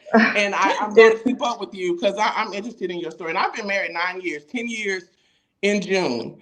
And it's like just that dynamic of Joe taking care of a sick wife and a child when I'm used to being healthy. I used to play basketball. And here I am now trying to gain weight, trying to get my, but I am getting thick out here. Hold on. You see that? Wait a minute. Okay. Okay. Wait a what minute. Uh, Miss Y'all we can't, see Miss it. you can't see it, Miss We see but it. Charisma, I've Miss trademarked Charisma, fashion for the flat assets or for the flat asses because I ain't got no ass. And Joe said I can't get no BBL. Miss. Therefore, I put that shit on and I make flat asses look good. So Wait, that's the niche that's on my channel. So you know what I'm saying? Miss, We going up, Queen. This is the year of we go. restoration and elevation. Motherfucking do it, shit. Miss Charisma, I want to say something to you. Yes, And ma'am. Jamima she's met my son. She's seen my son. My Oh, son you had a got a heart. baby. How old is your son? He's 14, but my Oh, son he had a heart transplant. So I know transplant world. wow. Wow. See, And you and girl. and so as a Yeah. newborn baby, and now he's 14. So I've been in transplant world. Wow. I also had to navigate my oldest daughter. She's 29, but my oldest daughter Yeah. has cancer. Wow. And Queen. so, and with all of these dynamics, I'm blessed. I'm blessed. Let me Right. not. I'm blessed. I No, am I know. I blessed. know. I see They it all are over you. I here. see it on I your am app. grateful for the journey. Yep. I am grateful for all of the heartache, the pain, Yep. and all of it because I'm telling you, I'm a better Michelle today than I ever was before Yeah. my children were sick. Absolutely. And I think that me doing YouTube is really trying to find that I need to be independent financially. If this makes Mm-hmm. sense, ladies. I have been a stay-at-home mom for 14 years with Landon. That's my son's name. I I know now that's need to right. be But I know that's right. financially independent. It Right. no No, I feel longer you. serves me to not be Michelle the individual. I don't want to be Yeah. just Michelle the mom. I do not want to be Right. Michelle the sister, Michelle the wife. I want to be Michelle. I look at you girls, you ladies, and y'all have this independent thing that I've been a mom since I was 17. Oh I've been taking wow. care of someone since I'm 47 now. And I Yeah. look at you guys and I'm so proud of you. I Mm-hmm. am so proud That's of you. amazing, though. Yeah. But Bec- what do you because do for self care? Like, even with you being a stay at home mom, what steps are I you taking for self don't know care? what is that? Wow. So that's where you need to start That's though, first, real. Queen. You Yeah. got to start there first, And because I you am already getting. actually, Yeah. when it's you find hard for me. I don't know. People ask me, Michelle, what do you need? And I don't even know how to tell people what I need. Mm-hmm. And so now I have to go and I have to now unpack all of the stuff and make sure I go back into therapy because I left therapy when my daughter got her diagnosis with cancer. I was yeah. in therapy. By that time, I was in therapy 10 years straight. Mm-hmm. I was so sad that my daughter, I had to go into therapy and now talk about a cancer diagnosis that I was Yeah. ashamed. I never Over went and back over. Mm-hmm. Yeah. because I was with the same therapist for 10 years. Mm-hmm. But that being said, I want to use YouTube as a place where I can share my truth Mm-hmm. and be open and honest. But I don't want it to be a place where like my son Landon's in a wheelchair and it's all these other dynamics. He's nonverbal, but I don't want Yeah. him to be hurt by my choice of doing this Yeah. because I want to Be share him, yeah. but I don't. It's still kind of like Yeah, dicey, take your trying to time. figure it Take your out. time. Right. No, I agree. Because I was vetoed down. I had to re-record my intro video several times because I mentioned my son's name, and Joe was like, "Nah, don't mention his name. Don't mention his nickname because Mateo's very. Oh, goddamn! I just done said the baby name. But anyway, it don't matter. These folks don't know me. Nothing. But yeah. Anyway, my son is my world, and Joe doesn't want people to get to know him and then see him out and then say his name and he runs to them because my son is very friendly, but I'm trying to teach him consent. Like, so there's a lot of things going on, but I wanted to give you some unsolicited advice. I want you to know this is unsolicited advice. But as somebody who holds a master's degree in counseling, I want to tell you, you don't need to peel back the onions, the layers of the onion in order to move forward. I'm a solution focused theorist. So for me, if somebody was coming to me for therapy, I focus on the solution. We don't have to focus on what the problem is. That's the problem. The problem is the problem. I focus on what's going on when you feel your best. What's going on when you're happy? And how can we maximize those times as opposed to focusing on, well, so-and-so makes me feel this way. It doesn't matter about all of that. Why are we here, and how do we get forward without you having to go backwards? We've already experienced that. You don't have to relive that in order to go forward. You can if you need to. But what I wanted my patients to know, and my clients, or whatever you want to say it was, is that you already have the tools you need. You're coming to me just to help bring it out. Because I have no stake in your life. I have no stake in the claim. So I'm an unbiased party. So you can come to me with whatever.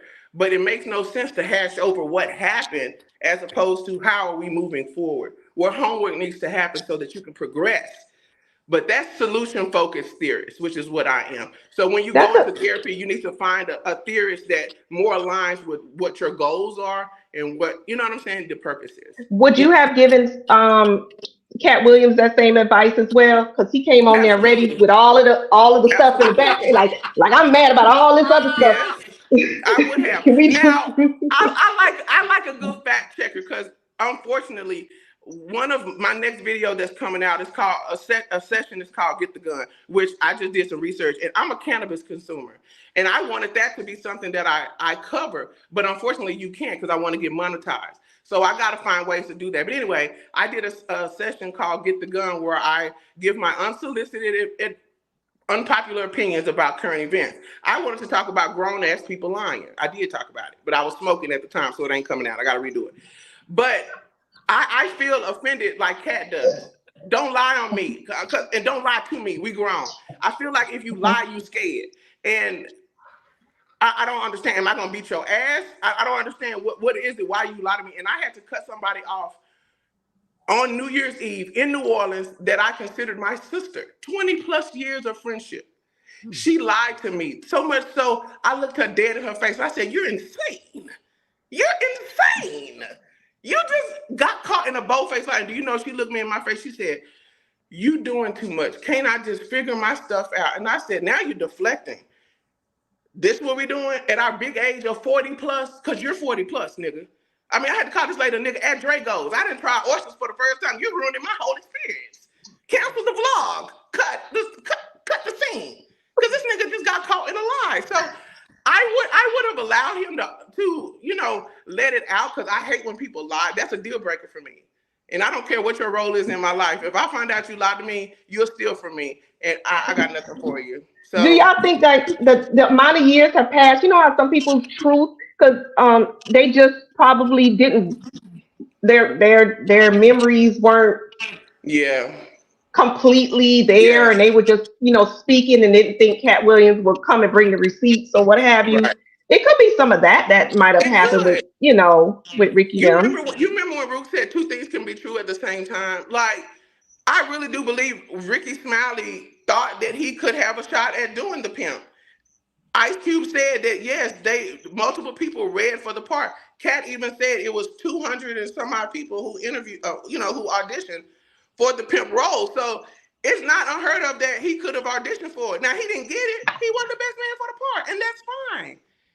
So it's one thing to say you auditioned for the part. It's another thing to say you had the role, and then Katt came in, and then he took it. So that's two different statements. You get what I'm saying? So two things can be true at the same time. Absolutely. Michelle, I do want to circle back before we conclude and just say that although YouTube, I wouldn't say is a safe space. I mean, you could create a safe space in the community, but you're going to get those trolls, you're going to get those negative people. I think with a life that you have and are living, you need to share that. And with therapy, you're talking to somebody and listening to somebody. When you're speaking in a camera, it's only you and your thoughts, and you're saying them out loud. And so again, even if you do not post, so sometimes you may want to make a video that you say your son's or your daughter's name. And then sometimes when you are posting, you redact that information. However, I think you should be as vulnerable as possible. And the only way to do that is to talk to yourself. And it's not as weird when you press the red button. So I suggest that, because I think that is in this world. You said that you're 47, and then Mo said something about self-care. You said, what is that? Yeah. Right. Absolutely not. Especially with all the things that you have going on. It has been Somebody said, are you awake, Jemima? Are you awake, Jemima? Somebody said, are you awake? Jemima, yeah, she's I don't awake. know. I feel like my face don't be giving I don't know what my face be giving. But girl, I'm just like, I don't know. I'm going to work on it. I'm going to take. I just not looked at the comments for the first time. Ruka is dropping gems. That's my dog. I'm going to take your advice. That's my dog. Hey, that's my dog. Just to add on, just speaking from a business standpoint, I always tell people that if you're going to go on social media, you have to truly enjoy what it is that you do. Because it's not, for the most part, it's not a quick turnaround on profit. Like, I've been doing social media since 2009. I didn't get serious until 2017. But I mean, I was working multiple jobs just to sustain my channel. I didn't really start seeing money back, like really quality money back, until like 2 years ago. Oh wow, I didn't know that. Yeah, so I'm like, you have to really be invested in what you're doing and what you're talking about. You have to know what your overall point is, what's your message, what's your story, what value is it that you're trying to bring to people. Because when you don't feel like doing it, when you're busy, when you're tired, you're exhausted, when the money isn't coming in, the views aren't coming in, you're gonna need something that sustains you in your work. Because Absolutely. Time it's so funny. I had my channel since 2008, and then I was fine. I was doing stuff, and and then I just dropped off, and then I was just and then through life happened basically, and then here I am again, and I'm just like, I'm picking up this camera because I loved it. I did, and so I'm circling back to what Michelle loved and what Michelle had to give up. Yes. But now it's still also trying to navigate a space where so much has changed, and social media wasn't like this. 2008, it was just Facebook was just coming out, and YouTube What state are you in, Queen? What state are you in? I'm in Atlanta. I'm in Georgia with Jemima. Nice. I want to send you a Massage Envy gift card so you to go get you a massage. Okay. So if you can, I ain't got Cash App. All I got is Zelle and PayPal. So if you could just inbox me or something. Please, I'm on IG, and both of y'all, please, can you drop your information in the chat before we conclude? Please drop your information in the chat before we conclude, both of you. Okay. So people can, they've been asking for it, and you never know we're gonna get. So anything that you're on, please share that. Please. I will when I get off here, because I don't know what I'm doing. I'm on this on my phone, but I'm watching y'all on my television. Okay, You're welcome, Queen. Now don't cry, Queen, because I'm a big ass baby. You're gonna have me. I ugly cry. My eyes go up. I get cross-eyed and shit. Don't do that, okay? Please don't do that. Okay? Allow me to be a blessing. When I tell you I'm so blessed and grateful in this foolishness of life we got going on. So hey, I'm selling my house in Midlothian, Texas. If you guys are looking to buy a home, I have a 4-bedroom, 3-bath, 3-car garage with a pool ready for you for the low price of $589,000. You can be a homeowner in Midlothian, Texas. To move to Texas. I got to.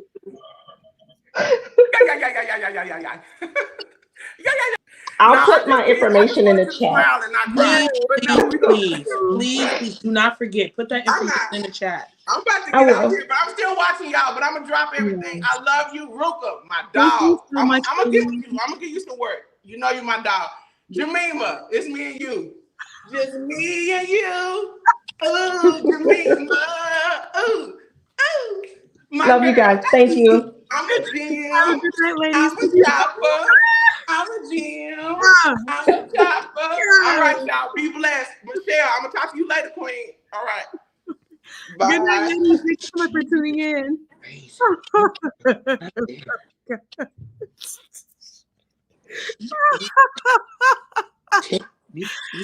yo. Oh. It's Ruka talking to herself for me. Oh, my gosh. Wow. Is Michelle still on here? Or is she frozen? I'm not sure. Oh, wow. Mo Charisma. Well. She sent me a link to her YouTube. I need to watch it. She is insane. Oh, Lord. There are some screws that are loose in that She pulled out that Swiffer wet jet. I thought I was in Takers. I said, wait, is this a stick up? This is a stick. I got that bag of that money. Oh my gosh. Those are the type of people that need to be on YouTube. And hearing Michelle's story is just mind-blowing. She has a son in a wheelchair. She had gastric bypass at 17? She's 47. It's been 30 years since then. She has an older daughter, a 29-year-old, still in her youth, with cancer. Mm-hmm. Like these are stories that, and then you kind of lose yourself in all of that, trying to take care of others, especially ones you love. So it's just, it's heartbreaking. But with people like Mo, who are, little lights in these type of times, it just shows that the world can be good. I just love that I can say that overall this is such a great space, because I be seeing what be happening on other people's channel. I be like, could it be me? Can't relate. Yeah, same. The way the jams are set up, the way the choppers are set up, I be cutting.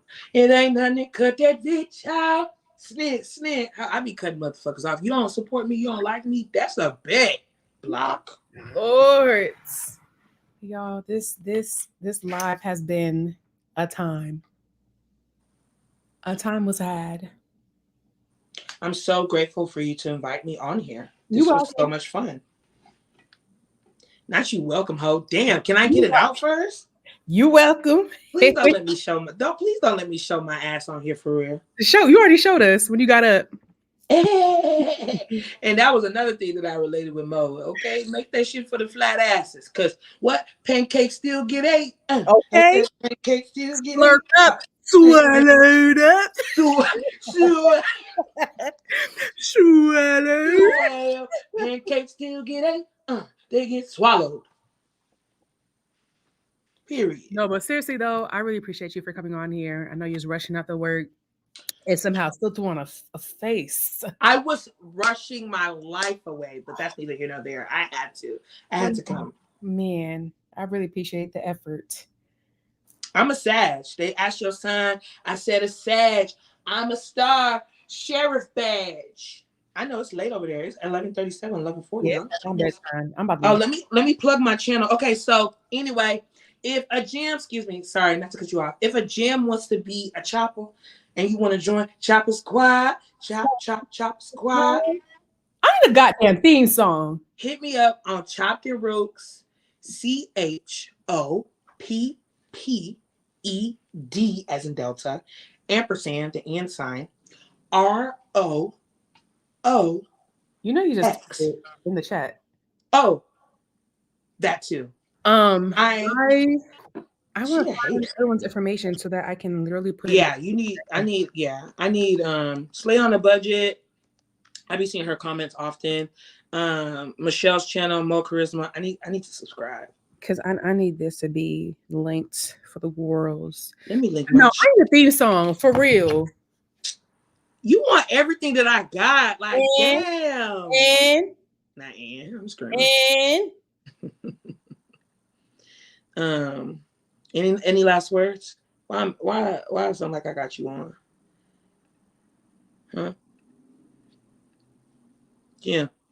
Jimmy Love.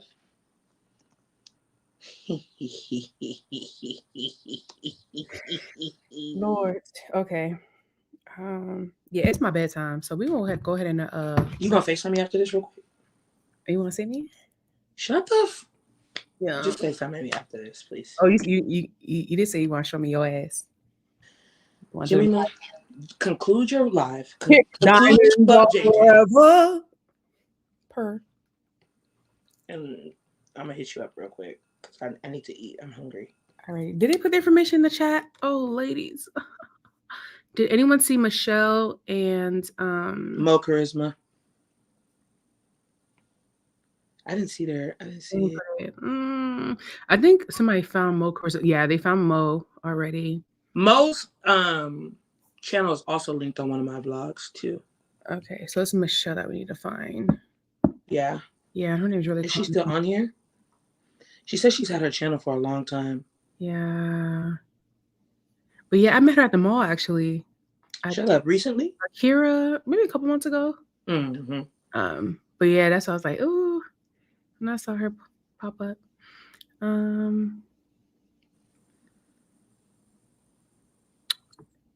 Oh, she just said thank you for love.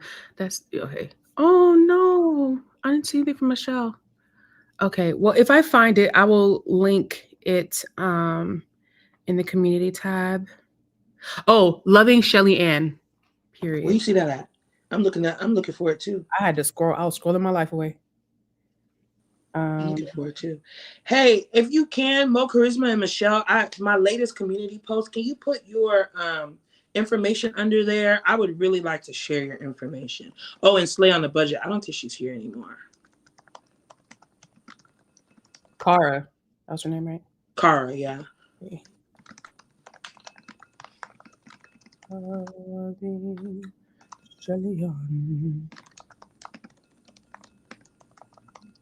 That's her Instagram too.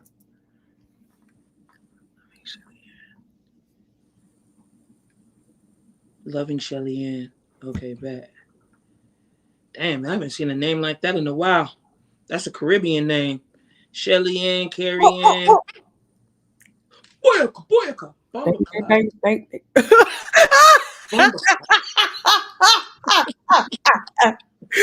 Oh my God. Okay, bet. They did. They put all that stuff there. Okay, so Rio Bush posted hers too. Period. Isn't Shelly Ann a famous track star? She's a runner. She's a track star. Is it Shelly Ann? No idea. And she's Caribbean. Is she Jamaican? Boyaka. I think so. Sorry. God. Oh, DJ. Oh, I'm Michelle Ann, but Shelly is my inner self. Yeah, Mo, she emailed me after. I mean, she put me on blast, but yeah, she was like, "I'm married, but you can bring DJ because he just looked like he give good hugs." I said, "Excuse me." So I'm not enough. What? What? Screaming. And then I politely declined because I haven't hosted in a long time, and I'm kind of want to, I don't want to get my feet wet at something that, And she was like, "Okay, well, you can still come and still bring DJ." Still. I'm not enough. It's crazy. You ever got to come? Send DJ the address. I still want DJ to pop my back. Hey.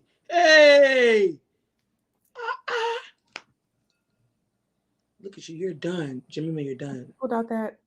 No, I'm at. Who did I forget? Okay, I added their things to my. Maybe I should do another one. I'll add to the other one. I'm very hungry. I'm about to heat up some turkey wings. Oh my gosh, I'm starving. I'm so hungry. I'm crunching on these. I'm so sorry, y'all. I don't know why I thought I was. I just knew that. She's insane. Like, are you sure you heard, or did you think that you heard because you saw? What are you talking about? Like,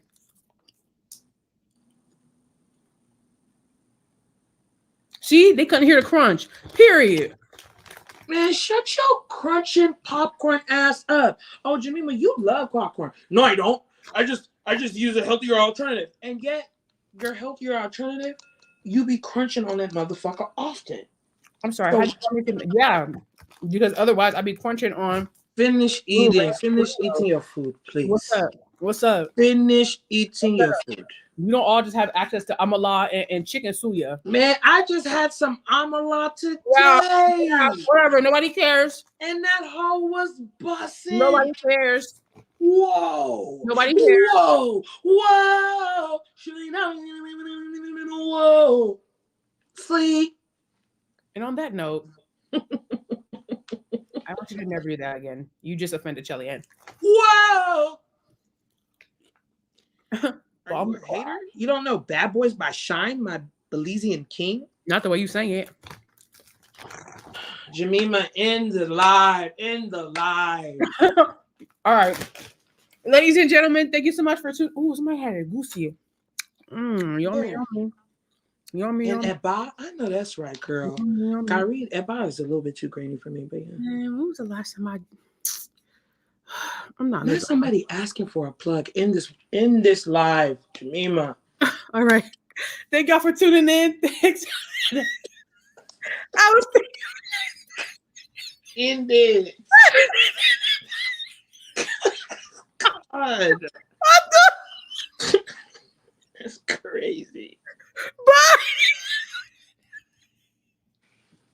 I can't stand you.